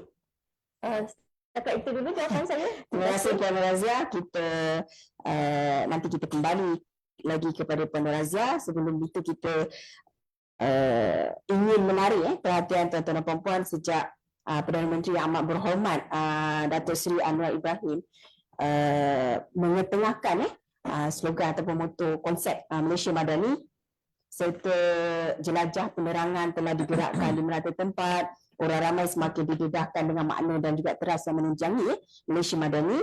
Dan sebenarnya kebun laksanaan Malaysia Madani itu sebenarnya terletak banyak di bahu wanita. Saya ekor kepada apa yang Puan Aziah sebut tadilah, menjadi ejen kerana lembutnya kita dan gagahnya dan juga tindakan wanita tu daripada rumah kepada ibu kepada anak kepada sekolah. Kalau kita sambung lagi, kita ada program sekolah lestari, kita ada juga program-program di peringkat IPT. Jadi di bawah wanita selaku yang bergelar ibulah ataupun si empunya, ini petikan ni saya quotekan daripada carian maklumat yang saya laksanakan, si empunya tangan yang mampu menggoncang dunia. Justru itu ada kata pepatah tu, saya nak menarik kepada panel kita seterusnya, Puan Zuraini binti Ahmad Tajuddin. Kata pepatah ada menyebut wanita yang menggoncang buayan mampu menggoncang dunia. Di sebalik kata pepatah ini Puan, mungkin relevansinya daripada sudut alam sekitar dan pendidikan terutamanya. Mungkin kita mohonlah pandangan daripada Puan. Silakan Puan. Terima kasih Puan Zuraini. Yang Puan Zuraini sebut tu iaitu wanita yang menggoncangkan buayan. Saya rasa dengan lebih tepat ialah wanita yang menghayunkan buayan. Kalau kita mencoba tu, kalau goncang tak membesarlah kita Puan. Malah dah kan. Jadi wanita yang menghayunkan buayan itu mampu menggoncangkan dunia. Dan itu merupakan satu pepatah yang zaman berzaman digunakan dalam menggambarkan seorang ibu itu, seorang wanita itu. Dan saya percaya pada ketika itu 60-an, 50-an telah diletakkan satu cita-cita dan harapan kepada setiap wanita bahawasanya mereka akan berupaya untuk memberi sumbangan dan idea kepada pembangunan sesebuah negara. Jadi itu yang kita nak katakan bahawasanya wanita yang membuai yang menghayunkan buayan tu mampu menggoncangkan dunia. Tidak saja dia menjadi seorang ibu, tuan-tuan dan puan-puan semua pernah kan mendidikan anak-anak kita guna spring. Sekarang ni ibu-ibu sekarang ni dia ada bergerak sendiri benda tu. Dia berikan adik menunjuk lah kan, menunjuk sampai anak kita tidur kena tunjuk balik. Barulah dia terlena hayal je di situ. Dan wanita itu sendiri juga akan mampu menunjukkan dunia sama ada kepada dirinya sendiri ataupun mungkin kepada anak-anak yang dididiknya itu. Itulah maksudnya yang mampu menunjukkan dunia. Dan saya percaya jawapan saya sama saja dengan dua panel sudah tadi bahawa didikan itu adalah daripada rumah, ya. Didikan daripada rumah itu sebab kalau dulu-dulu ya mungkin kita tak kata kita alam sekitar, kita kata tutup api. Maksudnya apa tu? Tutup api. Maksudnya kita nak menjimatkan tenaga sekat langsung ditranslatekan kepada alam sekitar itu. Jimat dia tutup api, jangan lupa air itu jangan biar terbuka. Itu juga merupakan satu resources yang perlu kita ada penjimatan di situ. Apa lagi yang mak kita selalu pesan dulu-dulu? Tutup pipe, jangan tutup kipas, tutup lampu, sampah buang, jangan tinggal dekat rumah. Itu semua maksudnya kita nak menjaga alam sekitar kita, maupun alam sekitar di rumah dan juga di luar. Dan saya percaya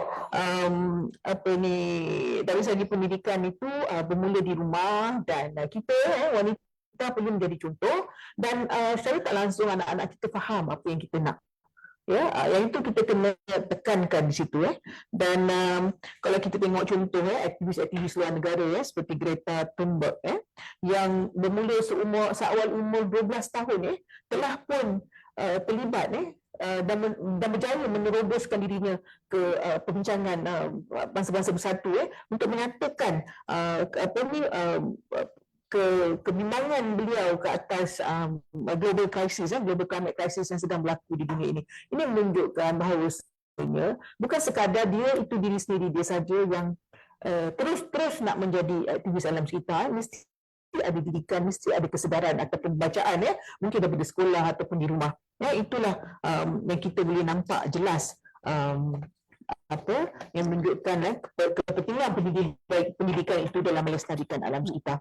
Dan sudah pasti wanita itu yang saya nampak yang jelas seperti clothesline yang menjalankan kita semula kain baju itu sangat aktif, dan the founder is a woman, wanita, dan beliau dah nampak dah keperluan untuk kita menjalankan kita semula, dan dia juga berjaya Puan Nik Suzila Nik Hassan co-founder kepada Clothes Circularity, dan juga berjaya convince syarikat-syarikat besar untuk bersama-sama dengan dia, kerana kalau kita tengok di shelf sekarang ni pun dah ada kotak-kotak clothesline untuk dia kutip dan kumpulkan. Itu menunjukkan peranan dia sebagai seorang wanita itu berjaya memujuk ataupun meyakinkan pihak-pihak tertentu untuk bersama-sama dengan beliau dalam melestarikan alam kita. Terima kasih Zuhaini, itu saja. Terima kasih Puan Zul. Memang tidak dapat dinafikanlah pendidikan bermula dari rumah kan. Daripada buayan tadi, menghayun buayan, lepas tu goncang pula dunia. Bila nak goncang dunia, kita berbalik kepada kelestarian alam sekitar. Orang kata anak-anak ni adalah permata dunia. Dulu kita pun anak-anak juga kan. Daripada kecil, baby, membesar, sekolah, dan sekarang kita berada di Jabatan Alam Sekitar. Tuan-tuan dan perempuan melaksanakan fungsi dan juga tugas yang masing-masing lah. Bila kita bercakap tentang anak-anak ni, dia lebih rapat dengan ibu dia lah, tuan-puan. Mungkin Puan Masyita boleh kongsikan kita bagaimana cara terbaik yang boleh kita lakukan sebagai ibu wanita lah untuk memberikan pendedahan berkaitan dengan konsep yang selalu disebutkan tentang ekonomi kitaran ataupun circular ekonomi. Kita bawa topik yang sekarang ni kita dah masuk fasa kedua, fasa topik yang lebih berat. Silakan Puan. Terima kasih Puan Zuhaini. Saya ada sentuh sikit tadi kan Puan Nazia ada sebut tentang e-waste. Saya ada sebut pasal sampah yang perlu diasingkan dan kita semula. Memang betul lah, ibu ni adalah betapa yang paling rapat dengan anak adalah ibu kan. Dan memang betul ibu sebagai pendidik itu adalah satu tugas yang saya rasa sangat meaningful lah, dan juga memberi kesan yang impak yang sangat dekat pada anak dan oleh itu saya rasa daripada kita tunjukkan contoh-contoh yang baik, kita kena bawa bersama anak-anak kita ni untuk melakukan kerja-kerja sama ada buta semula ke ataupun katalah kita nak ajak anak kita kain perca yang ada ataupun caki-caki kain yang kita gunting tu, ajak anak kita buat collage kan. Itu adalah contoh lah. Ataupun kita buat composting, mak ni ataupun bapak ni lah belajar macam nak buat composting. Sebab dalam rumah tu sendiri memang banyak buangan nanti hasil yang boleh dijadikan sebagai bahan yang berguna lah. Orang kata waste to wealth. Waste to wealth ataupun sekarang panggil ekonomi citaran. Mungkin pada keluarga tersebut bukan buangan, tetapi akan menjadi kekayaan ataupun sumber rezeki orang lain. Kan? Ataupun kalau kita sendiri nak buat macam composting tu, kita tengok banyaklah contoh boleh jadikan baja untuk, dan ada sampai yang jual. Ada juga sekarang ni mesin kompos pun ada yang boleh dia menghasilkan baju kompos secara kecil-kecilan.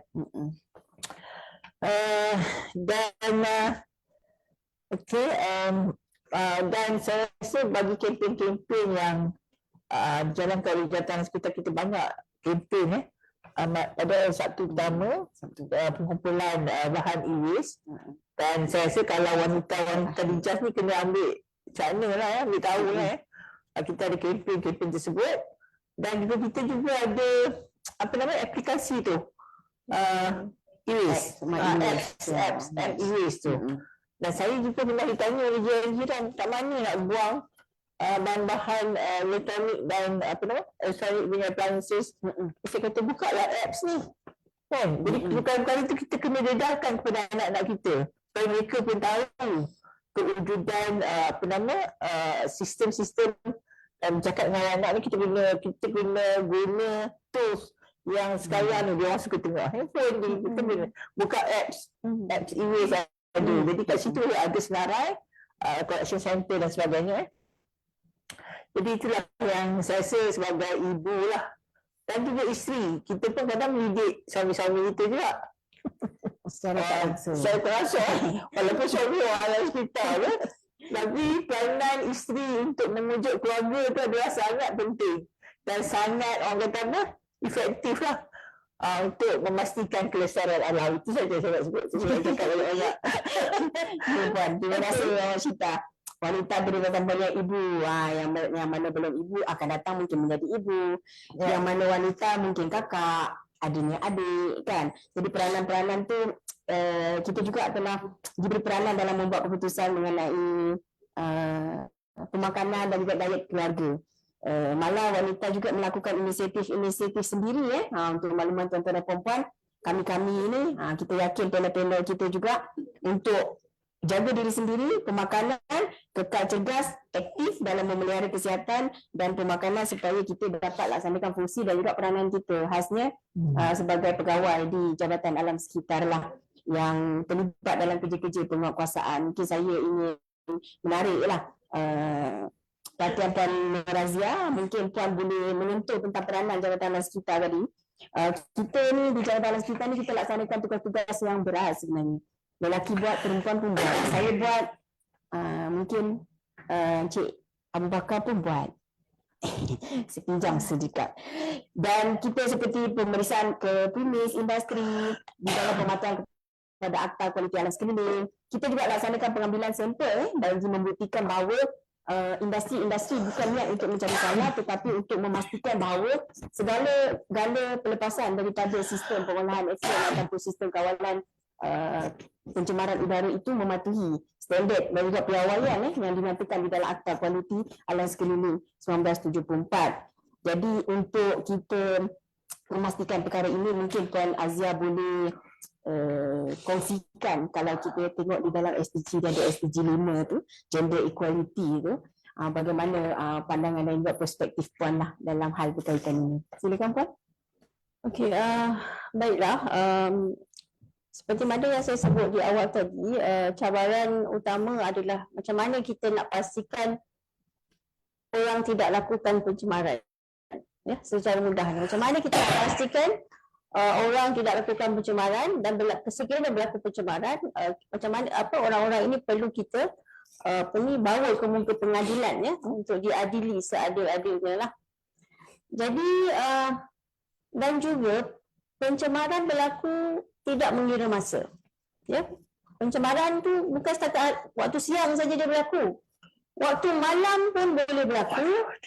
Di mana ada segelintir pihak kilang yang melepaskan efluent pada waktu malam dengan harapan bahawa tidak ada penguatkuasa yang menjalankan tugas pada ketika itu. Tetapi telahan mereka itu salah kerana tugas sebagai anggota penguatkuasa JAS itu, tugas kita tidak mengira masa. 24 hours kita menjalankan tugas untuk memastikan orang tidak lakukan pencemaran.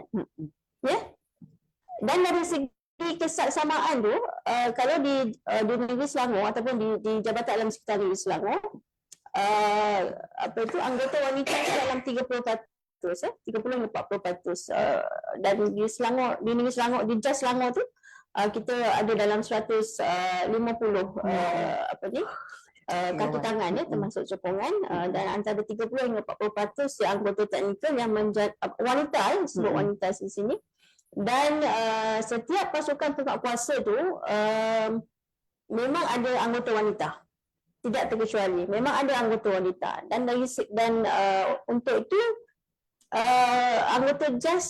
anggota wanita JAS menjalankan tugas yang sama juga seperti mana anggota JAS lelaki. Ya? Kalau mereka memikul beg yang berat-berat tu untuk menjalankan persampelan efluent dan sebagainya, yang wanita juga begitu. Kalau mereka perlu memanjat cerobong, kita tak ada kata lelaki sajalah panjat cerobong, perempuan gayat takut, tak. Anggota wanita juga telah dilatih untuk menghadapi halangan ataupun cabaran-cabaran yang timbul semasa kita menjalankan aktiviti penguatkuasaan. Ya. Sebab dengan kekangan anggota yang kita ada, kita tidak boleh mengatakan bahawa hanya lelaki saja yang buat, yang perempuan ni hanya kerja-kerja di office, menyemak dokumen dan sebagainya. Tidak. Anggota wanita juga bersama-sama dengan anggota lelaki membentuk pasukan penguatkuasa dan kita menjalankan pemeriksaan di kilang bagi memastikan kilang-kilang ni patuh kepada undang-undang alam sekitar. Dan kita pun dari segi penguatkuasaan ni, saya kira kita boleh duduk sama rendah, berdiri sama tinggi juga dengan lelaki. Ya. Cuma apa yang saya lihat, mungkin ni satu cabaran yang saya belum tengok lagi pilot drone wanita. Pada kebanyakannya yang mengendalikan drone, sebab kita ada di Jabatan Alam Sekitar kita ada drone untuk untuk yang kita gunakan untuk mengawasi ataupun mengesan kes-kes pencemaran. So setakat ini saya lihat kebanyakannya ataupun hampir 99% adalah kaum lelaki. Dan ini saya lontarkan cabaran kepada anggota wanita JAS di luar sana. Mungkin ada beberapa orang yang boleh dilatih sebagai pengendali drone, ya. Tapi selain daripada itu, kita sama penting dan sama bergerak seiring dengan anggota penguatkuasa JAS lelaki yang lainlah dalam semua aspek yang berkaitan dengan penguatkuasaan kepada akta kita lah. Okay, itu saja. Betul Puan. Sukalah saya menarik tentang drone tu. Di samping kita melaksanakan tugas-tugas penguatkuasaan Jabatan Alam Sekitar, juga kita melaksanakan peningkatan kepada logistik. Mana-mana yang Puan Azia sebut tadi, kita ada drone. Kita nak cari pilot drone perempuan, insya-Allah nanti akan diusahakan Puan di masa akan datang. InsyaAllah akan ada wanita yang menjadi yang menerima sayap pilot. Kita ada buat pengiktirafan lah. Sebab drone ni sebenarnya membantulah kita dalam melaksanakan penguatkuasaan. Sebab salah satu hasrat jabatan adalah penguatkuasaan pintar ataupun smart enforcement. So tools yang towards kepada teknologi dan juga R4.0, bagaimana kita berhubung dengan tuan-tuan dan perempuan yang berada di secara maya, bukan di alam gaib. secara maya di dalam talian itu. Itulah teknologi yang menyokong dan mendukung kita melaksanakan dan menguatkuasakan alam sekitar. Kita beralih kepada bila kita sebut tentang wanita ni, kita ni bergerak maju. Samalah sebenarnya lelaki pun bergerak maju di Malaysia dalam pelbagai bidang, pendidikan, sosial, politik, ekonomi dan sebagainya. Jadi dulu-dulu pun ada slogan pemuda harapan bangsa, pemudi tiang negara. Pemuda-pemudi harapan bangsa. Kalau dulu kita selalu gunakan pemuda-pemudi. Jadinya kita memang saling melengkapi, cuma dari segi masalah ataupun sekiranya ada berlaku, okay, kita ingin mendapatkan sedikit pandangan daripada Puan Zuraini. Mungkin Puan boleh, bila kita lihat tentang stereotip gender ataupun diskriminasi yang mungkin kita ada dengar kadang-kadang kata piramid ataupun jarang-jarang, tidaklah selalu tidak selalu, untuk memastikan bahawa wanita-wanita dia memiliki akses dan juga peluang yang sama lah, terutamanya dalam kita membangunkan negara kita Malaysia, aspek sosial, ekonomi yang berkait dengan alam sekitar, sebab kita sekarang ada green ekonomi, ekonomi hijau dan sebagainya. Puan, terima kasih Puan Zuraini. Suka saya memetik surah At-Taubah ayat 71. Allah Ta'ala telah berfirman dengan maksudnya, orang-orang yang beriman dari kalangan lelaki dan perempuan adalah saling membantu antara satu sama lain, saling melengkapi antara satu sama lain, dan mereka ini mengajak kepada perkara yang makruf, iaitu kebaikan, dan mencegah kepada perkara yang mungkar. Jelas kalau kita takrifkan terus daripada pemahaman kita, telah dinyatakan bahawa semua lelaki dan wanita itu ialah saling lengkap, melengkapi dan saling bantu-membantu. Dan tidak ada yang superhero di sini. Perlu ada peranan wanita dan peranan lelaki itu yang hakikatnya perlu diperkasakan lagi. Itu bagi pandangan saya.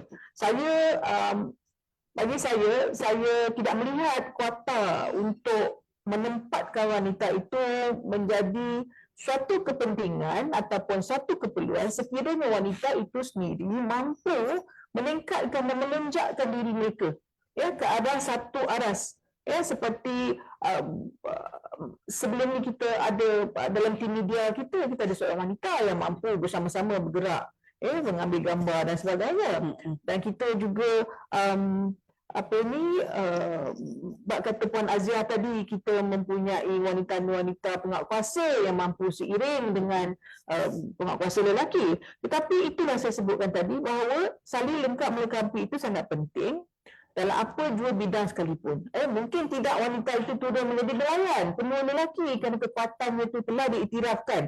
Bahawasanya itulah tugas mereka untuk pergi. Dan tak ada wanita tu nak panjat pokok kelapa, tapi mungkin dia mencipta mesin untuk menjuluk buah kelapa, bagi memudahkan. Jadi itulah saya sebutkan tadi, bahawanya ia perlu satu lengkap melengkapi, dan saya percaya dan saya sangat yakin bahawa setiap wanita itu perlu meningkatkan diri dia dalam meletakkan dirinya di kalangan out of the blues daripada zaman permulaan kepimpinan Tun Mahathir. Kita mempunyai the famous icon Tan Sri Rafidah Aziz. Walaupun dia seorang, dia berjaya meletakkan diri dia bukan setakat di Malaysia tetapi juga di tingkat antarabangsa. Dan kita juga lihat pasal Siti Khadijah, semuanya perempuan yang berniaga. Kenapa macam itu? Maknanya kita kisahkan kuota ataupun tempat ataupun akses. Yang pentingnya wanita itu telah bersedia melengkapkan dan memenuhi jati diri mereka dalam bersaing bersama-sama dengan kaum lelaki, dan juga mereka memperkasakan peranan. Kalau katakanlah dulu wanita ni selalu menjadi jurutaib, maka dia menjadi jurutaib yang terhebat tanpa perlu ada kesalahan dan cepat melaksanakan kerja. Itu ataupun menjadi seorang suri rumah yang mampu menghasilkan anak-anaknya yang berjaya, dan semuanya pandai-pandai belaka. Dan itulah pada pandangan saya, peranan seorang wanita itu perlu diperkasakan. Dan kalau kita tengok sedikit-sedikit daripada Statistik United Nations menyatakan kalaulah kita ni menunggukan the gap to be closed in legal protection and remove discrimination law 286 tahun. Itu statistik yang dikatakan kalau nak ikutkan kepada apa yang rate sekarang ini 286 tahun nak tunggu baru wanita tu nak ditiraikan generasi tu. Ya, betul. Jadi dia kata apa lagi? 140 tahun untuk mencapai equal representation in leadership in the workplace. Ya. Jadi andainya katalah bukan wanita itu ketua para, maka sayap-sayapnya itu wanita yang perlu membantu dengan penuh dedikasi dan penuh keterampilan. Ya, saya rasa itu saja. Terima kasih Puan Raini. Terima kasih Puan Zuraini. 286 tahun. 6 tahun. Kalau nak tunggu generasi Masuri itu 7 tahun, 7 generasi, agaknya yang ini lebih kurang itulah juga. Umur hidup kita hayat katakan 70, 22, lebih kurang 8 tahun. Almost. Kalau kita nak lihat ke itu. That's why kita sama-sama bergerak, wanita dan lelaki. Dan tidak ada diskriminasi dan kita cuba kurangkanlah gap-gap yang ada. Apa yang kata? Kurangkan jurang perbezaan yang ada. Tadi Puan Zuraini ada sebutkan Tan Sri Rafidah Aziz. Saya mungkin boleh sebutkan Puan Zuraini, kita Puan Tajuddin ataupun Puan Hajar Azuri contoh. Kita nak menarik ni kepada soalan seterusnya. Bila kita sebut tentang nama-nama seperti Siti Nurhaliza, mungkin dia adalah idola saya, ataupun Salamiyah Hassan, sebab tadi saya nyanyikan lagunya, wanita engkau bulan, engkau juga suria, wanita segala keistimewaanmu. Mungkin Salamiyah Hassan adalah idola saya. Jadi kita nak dengar daripada Puan Hajar Mashita, idola Puan dalam kita melihat peranan wanita dari sudut alam sekitar dan juga peranan wanita itu sendiri Puan secara keseluruhan, mungkin dalam aspek pelestarian itu sendiri dan juga dalam pembentukan sebuah negara bangsa. Idola Puan, silakan Puan. Idola saya. Kalau sebut idola saya lelaki. Tapi idola saya adalah Nabi Muhammad SAW. Tapi idola perempuan saya adalah, wanita saya adalah isteri-isteri Nabi lah. Fatimah, anak Nabi, Siti Fatimah, isteri Nabi, Siti Khadijah dan juga Siti Aisyah lah yang paling kata apa? Paling utama lah kan. Dan saya sebenarnya setuju lah sebenarnya yang telah disebut oleh Puan Ibrahim tadi, surah Al-Tabah. Sebenarnya kita ada peranan kita masing-masing. Tidak semua peranan yang dibuat oleh lelaki itu wanita mampu buat lah.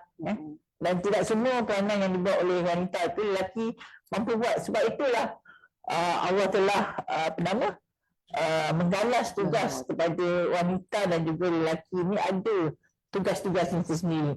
Dan dari segi pembentukan bangsa, saya rasa di Malaysia ni kita tak ada masalah gender lah. Sebab saya tengok dari segi tengok laporan United Nations dan juga melalui United Nations Development Program, mereka sangat concern tentang gender ni.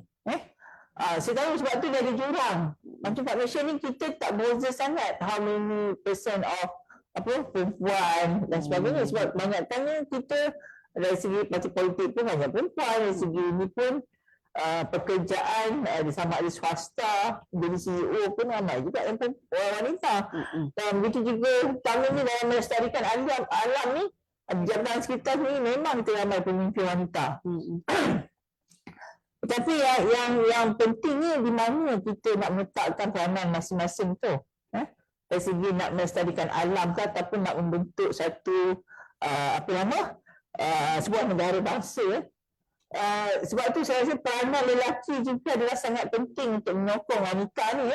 Lelaki-lelaki di sana dan juga di talian yang ada di sini dan sana. Kerana wanita ni mungkin budaya kita lah, mesti kita keluar pula lah.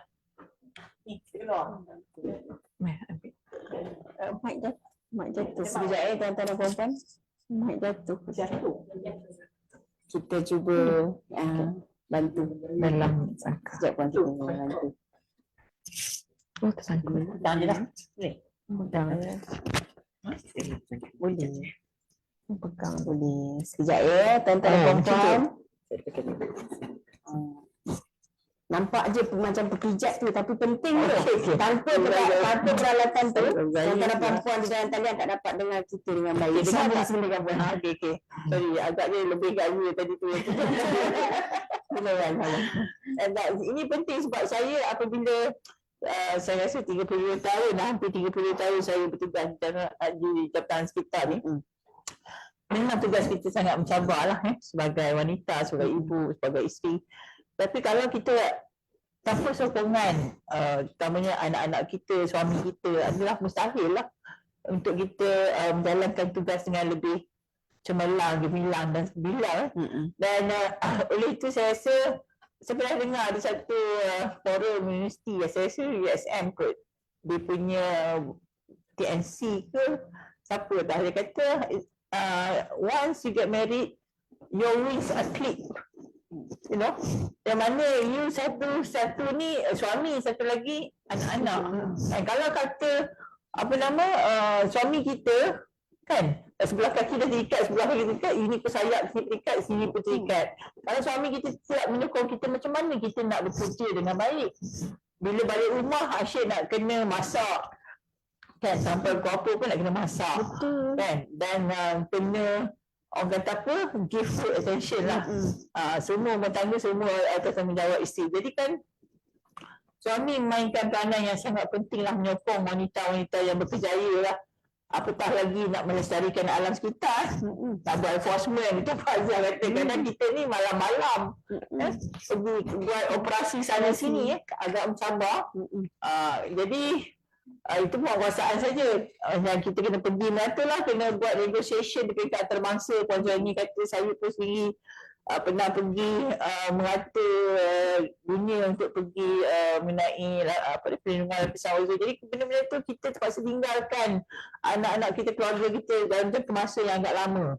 Jadi perkara itu sangat penting kaum lelaki juga menyokonglah wanita-wanita berkejaya ni untuk memastikan orang kata pembentukan negara bangsa tu berterusan dan lestari. Itu sangat penting lah yang saya rasa yang kita perlu ambil cakna lah. Dan satu lagi, kalau kata idola tu sebenarnya Nabi Muhammad pernah bersabda bahawa sebaik-baik di dunia ni adalah perhiasan, dan sebaik-baik perhiasan di dunia ni adalah wanita yang salihah. Itu riwayat Muslim lah, saya tak ingat berapa riwayat Muslim. Jadi kan di samping kita berkejaya ni, kita kena ada work-life balance lah. Itu sangat penting lah. Jangan kita terlalu sangat menitik beratkan kepada untuk melestarikan alam saja, tapi kita perlu juga menseimbangkan antara kehidupan kita sebagai ibu, sebagai isteri. Kerana ini untuk menjaga kesihatan mental. Sekarang ni isu kesihatan mental sangat serius. Kalau kita terlalu banyak buat kerja, kita akan jadi depres. Saya nampak ibu-ibu ada yang baru ni kes yang nak kelah tangan anak dia, tunjuk pula video kan. Dan saya rasa perkara tak sepatutnya berlaku lah. Itu kita kena jaga ibu-ibu wanita di sana. Jangan kita terlalu sekarang ni banyak lah anxiety lah. Saya tak pernah dengar dulu macam zaman-zaman kami ni kita hadap je Kalau kita sebagai pelajar kita hadap je lah. Sekarang ni budak-budak sekarang kalau lepas PM pun stres, dah jadi depression, jadi anxiety. Jadi perkara ni yang menjadi isu semasa ni kita kena ambil cakna. Dan perempuan ni sangat emosi dia, sangat banyak Jadi kita perlu kawal perkara itu. Jangan terlalu membebankan diri kita sendiri. Saya rasa itu saja Puan Zuhaini. Terima kasih. Terima kasih Puan Mashita. Betul lah, ada video. Anak-anak sekarang kita tercabar dengan teknologi, kecanggihan teknologi. Mungkin kalau kita pergi pun buat video Masya Allah, kita mohon dielakkanlah.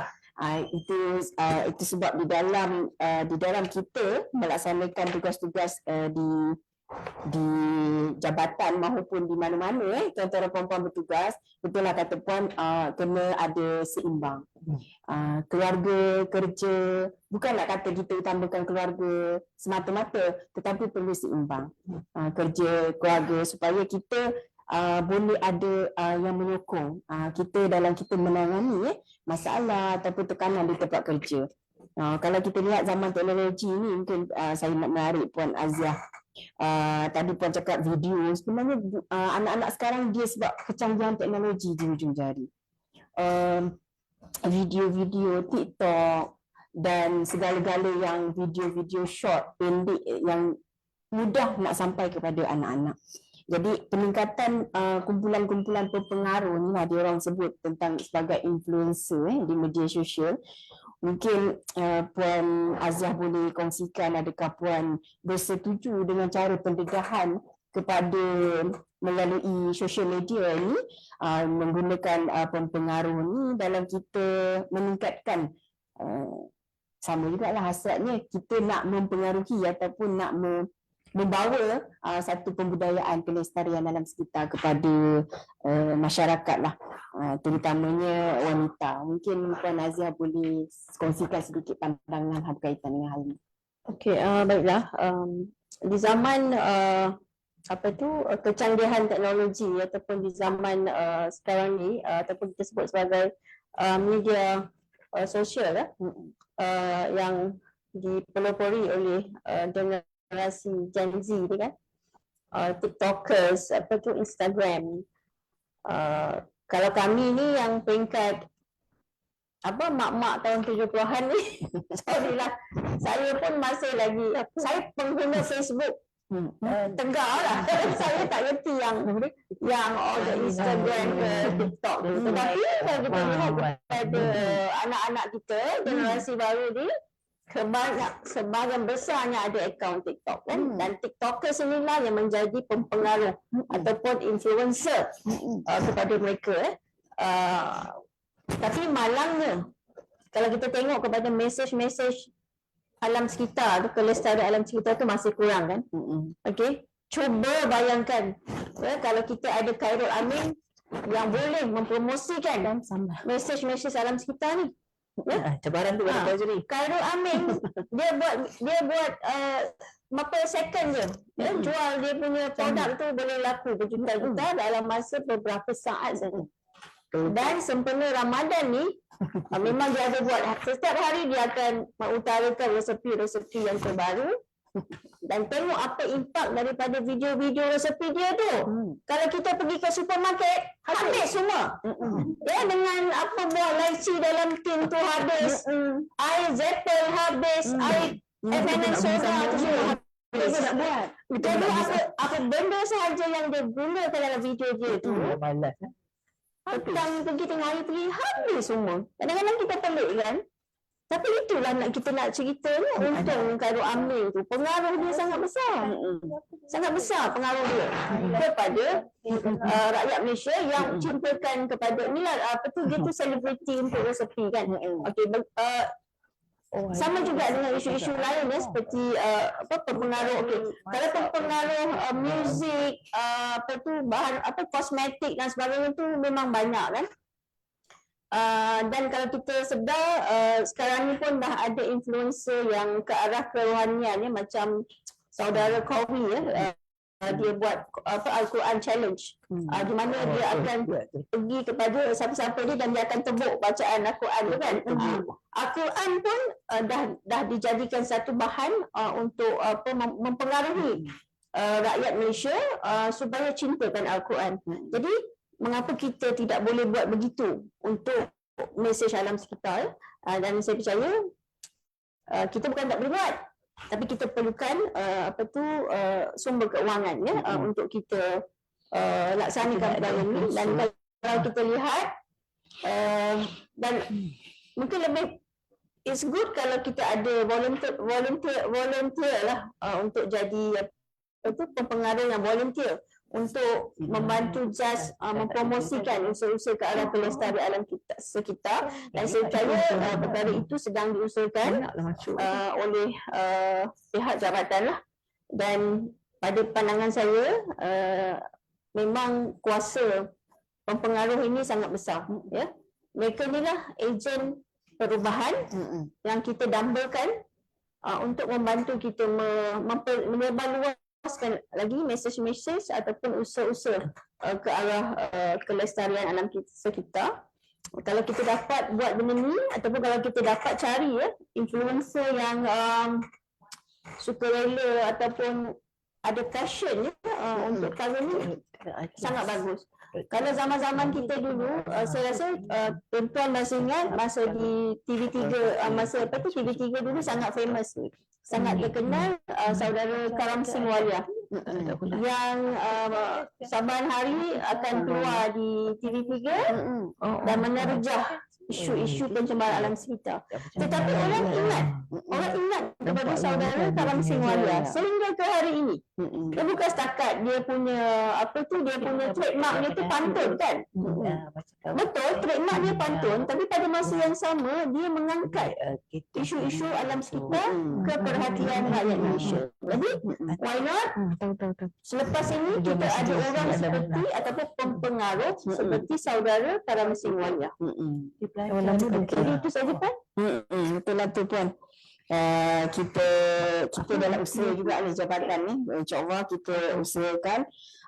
Kalau kita tengok tuan-tuan dan puan-puan, ada dua soalan sebenarnya di dalam talian, tapi kita simpan dulu, harap bersabar tuan-tuan dan puan-puan yang tidak bernama anonymous. Kita simpan dulu, kita teruskan dulu sesi bicara eksekutif kita. Kalau kita lihat kepada kerajaan Malaysia, kita wanita ni telah lama memainkan peranan yang aktif di dalam bidang berkaitan dengan isu-isu perubahan iklim. Orang kata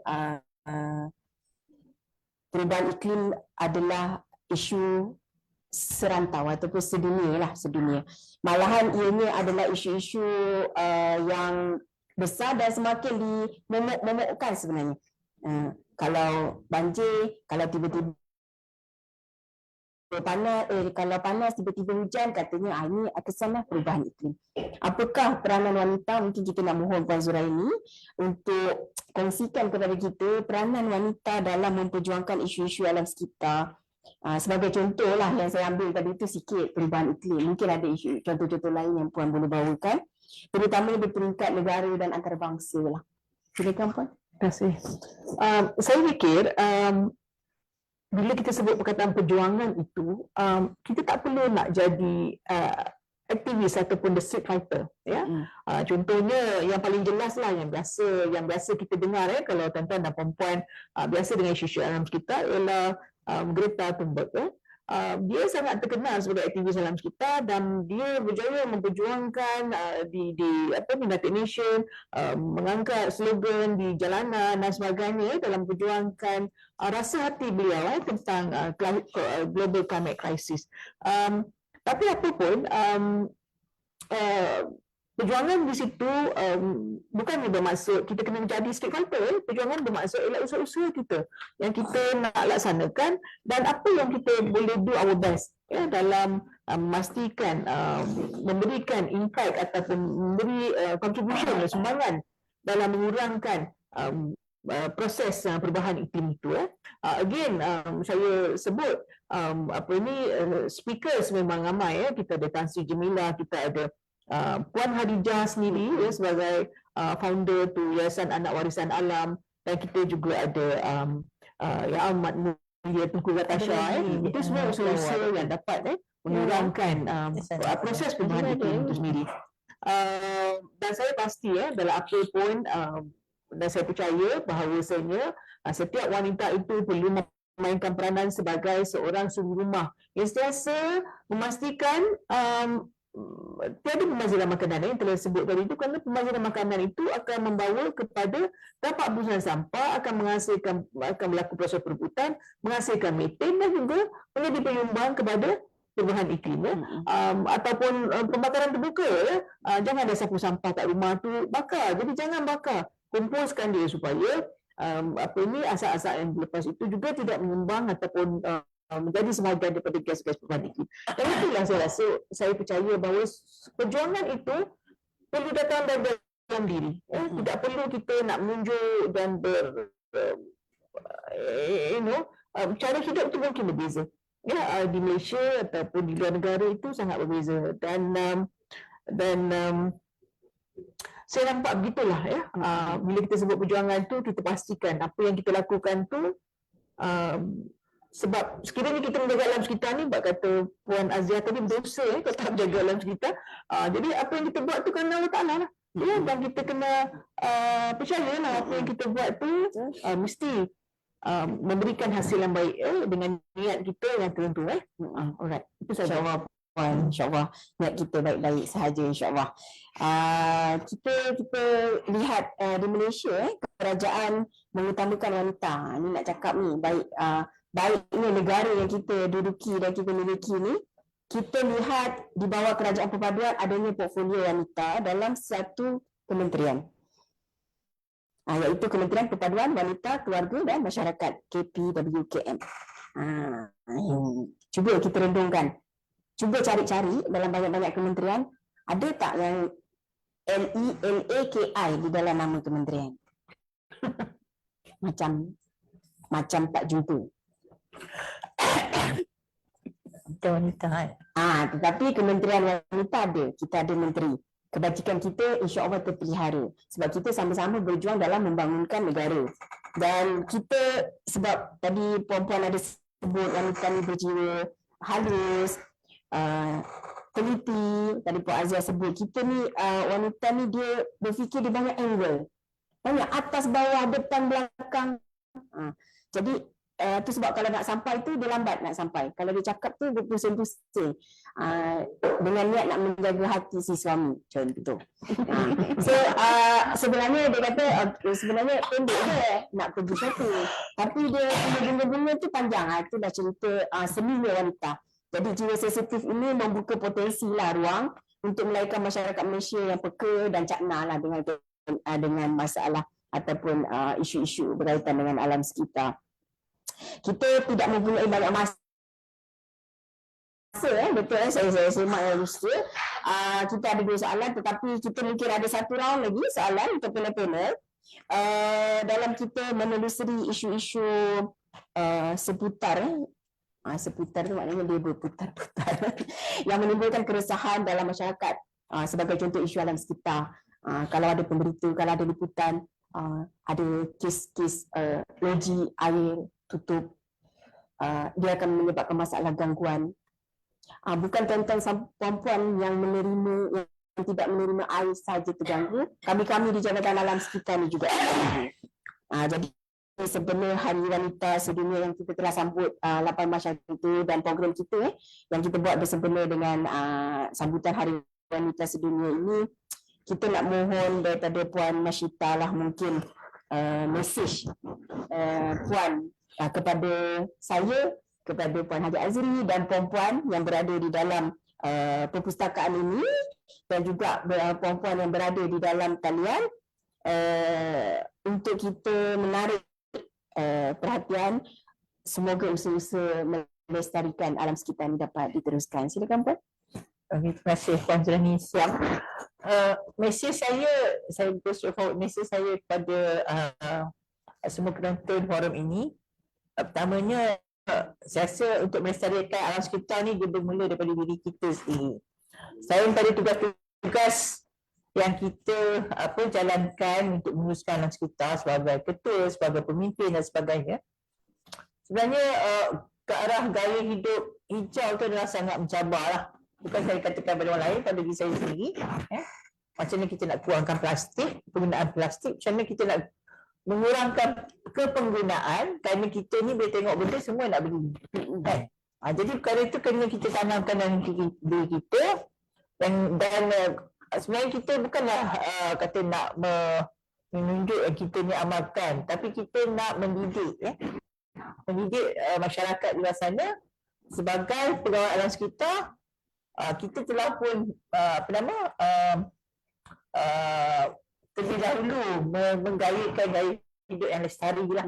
Itu sangat penting lah. Tiada lagi penggunaan botol plastik dan tidak kita semula kertas-kertas kalau boleh kita guna pada sajak tapi kita tak guna langsung kertas we go for paperless. Itu adalah sangat penting lah. Dan yang kedua, saya ingin maklumkan juga bahawa sebagai wanita kita kena jaga kesihatan lah. Itu sangat penting untuk melestarikan alam ke, bertugas ke untuk melestarikan alam, kita kena sihat. Kalau tak sihat, semuanya akan terjejas. Dan jagalah kesihatan kita sebagaimana kita menjaga sebuah permata dalam hidup kita. Dan kita banyakkanlah berdoa supaya kita sihat untuk kita bertugas dengan lebih baik bagi melestarikan alam sekitar. Itu saja Puan Zuraini. Terima kasih.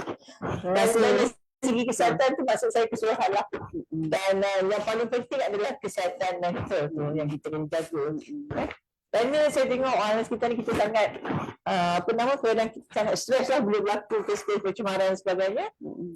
Banyak tugasan yang perlu dibuat wanita ni, lepas tu balik rumah pula nak tengok anak. Jadi kita dah jadi macam mental stress.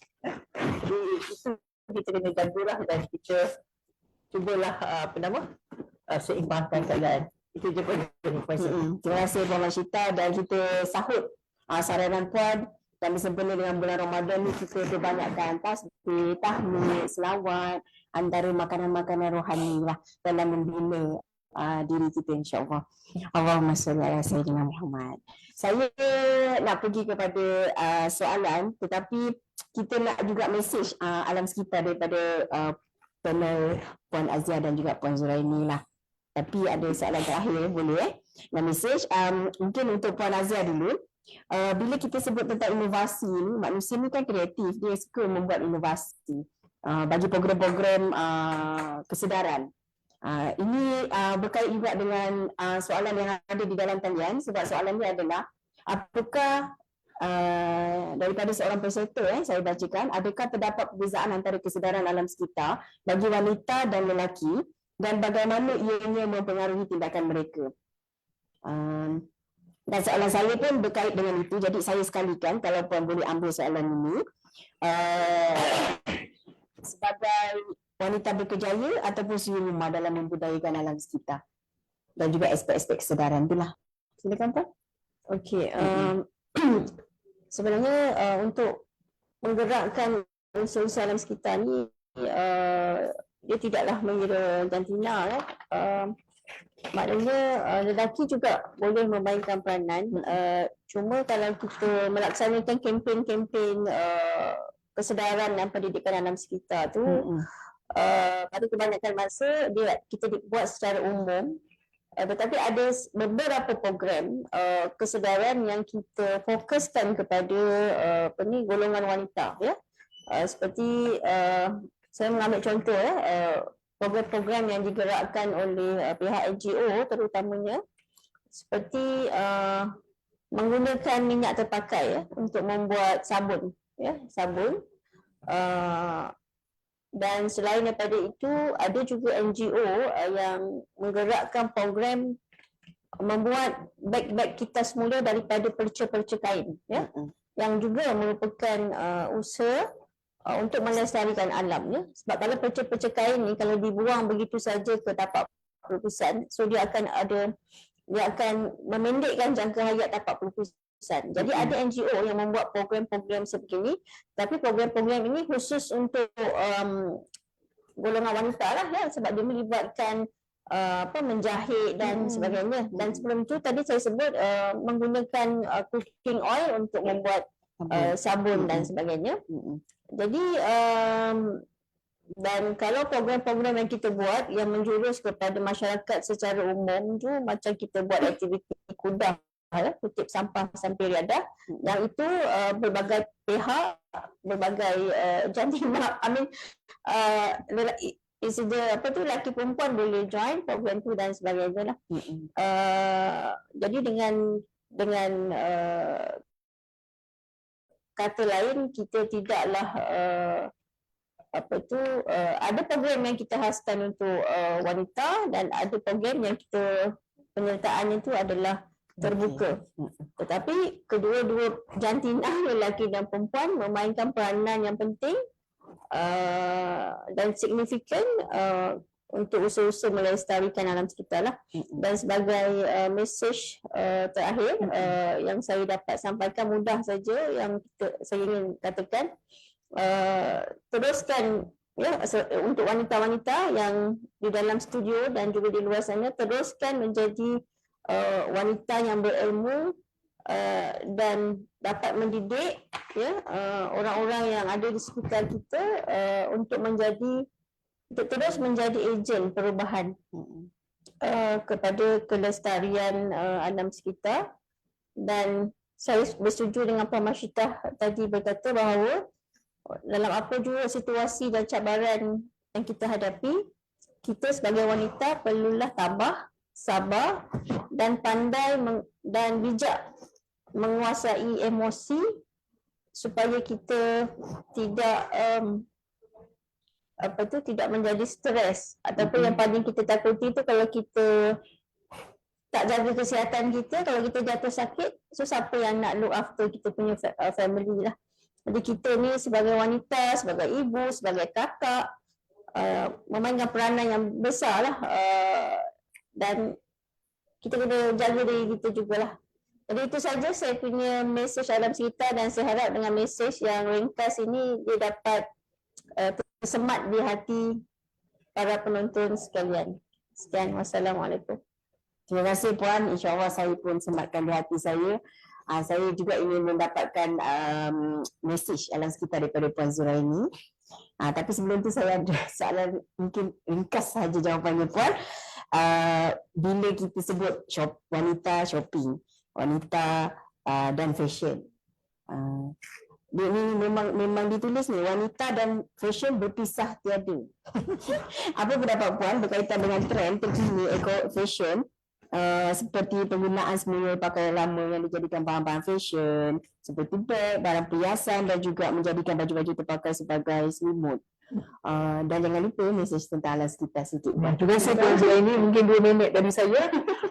Pertamanya saya nyatakan bahawasanya kalau kita lihat banyak program yang suka buat fashion show daripada kertas terbuang, daripada plastik dan sebagainya lah, buat segala gaun apa semua kan. Itu namanya program acah hijau. Ya.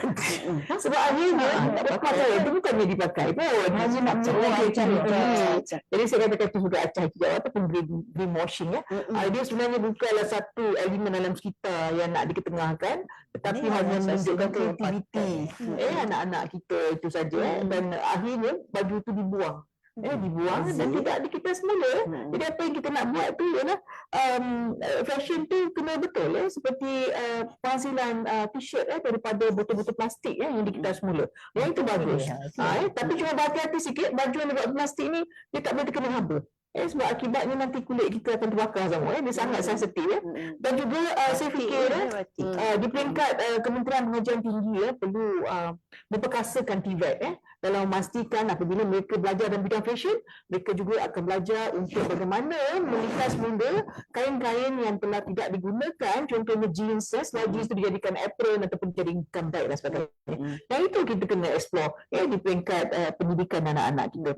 Dan of course back to basic berbelanjalah bila perlu. SDG 12 responsible consumption and production mengatakan bahawa saja kita hanya menggunakan atau kita kena bertanggungjawab di atas pembelian kita, dan kita pastikan apa yang kita beli itu cukup untuk kita, dan kalau tak nak tu sila keluarkan dan berilah kalau ada pihak-pihak yang memerlukan. Dan of course pesanan saya mengenai kelestarian alam sekitar, saya tak nak pesan kepada wanita saja. Kerana apabila saya berpesan kepada wanita tu, dia akan membebankan wanita. Penjagaan dalam saya tu kena pada semua pihak, dan untuk wanita kita kena memperkasakan diri kita, nak menunjukkan bahawa kita sangat relevan dalam memastikan alam sekitar itu sentiasa terpelihara. Sekian dari saya. Terima kasih. Terima kasih Puan Zuraini di atas perkongsian mesej. Kita dah ada 2 soalan di dalam talian. Dan kita ada lagi satu soalan. Mungkin nanti sebab soalan yang kedua ni dah menyentuh kepada apa yang Puan Zuraini ada sebut tadi tentang TVET, sebab soalan dia lebih kepada pendidikan STEM. Jadi kita tak akan jawab soalan ni secara tak langsung. Tadi Puan Zuraini telah menjawab. Dan ada pesanan daripada pihak USTIA, kita mohon untuk peserta-peserta yang hadir untuk mengisi borang kehadiran Google Form di ruangan chat Zoom sekiranya berada di dalam Zoom, dan yang berada fizikal boleh kemukakan nama kepada pihak USTIA lah. Kita telah selesai sesi bicara eksekutif kita pada hari ini. Marilah kita sampaikan satu tepukan gemuruh kepada ketiga-tiga panelis. Alhamdulillah, Puan Haji Masyita binti Darus. Terima kasih kepada Puan Nur Azia binti Jaafar. Terima kasih kepada Puan Zuraini binti Ahmad Tajuddin. Dan kita doakan supaya ketiga-tiganya diberi kesihatan yang baik. Amin. Akan diberikan kekuatan dan keberkatan Allah Subhanahu Wa Taala untuk terus memberi manfaat kepada lebih ramai lagi orang. Dan ucapan terima kasih juga kepada Puan Haja Azuri, pengarah Bahagian Komunikasi Strategik. Sekiranya ada pengarah-pengarah yang berada di dalam kalian, tuan-tuan dan perempuan, pegawai-pegawai yang ada secara fizikal dan secara maya. Jutaan terima kasih dan mohon maaf sekiranya ada kurang dan salah di peringkat kami di bahagian USTIA. Dan di teknikal tadi di awal mula tadi ada sedikit gangguan, tapi alhamdulillah berjaya ditangani. Terima kasih kepada tim teknikal, dan sesungguhnya yang baik itu datang daripada Allah Subhanahu Wa Taala, dan yang kurang itu atas kelemahan diri saya sendiri. Kalau ada sumur di ladang, boleh kita menumpang mandi. Kalau ada umur yang panjang, insya-Allah kita berjumpa lagi. So kita tamatkan sesi kita dengan Assalamualaikum warahmatullahi wabarakatuh dan salam sejahtera, salam Malaysia Madani.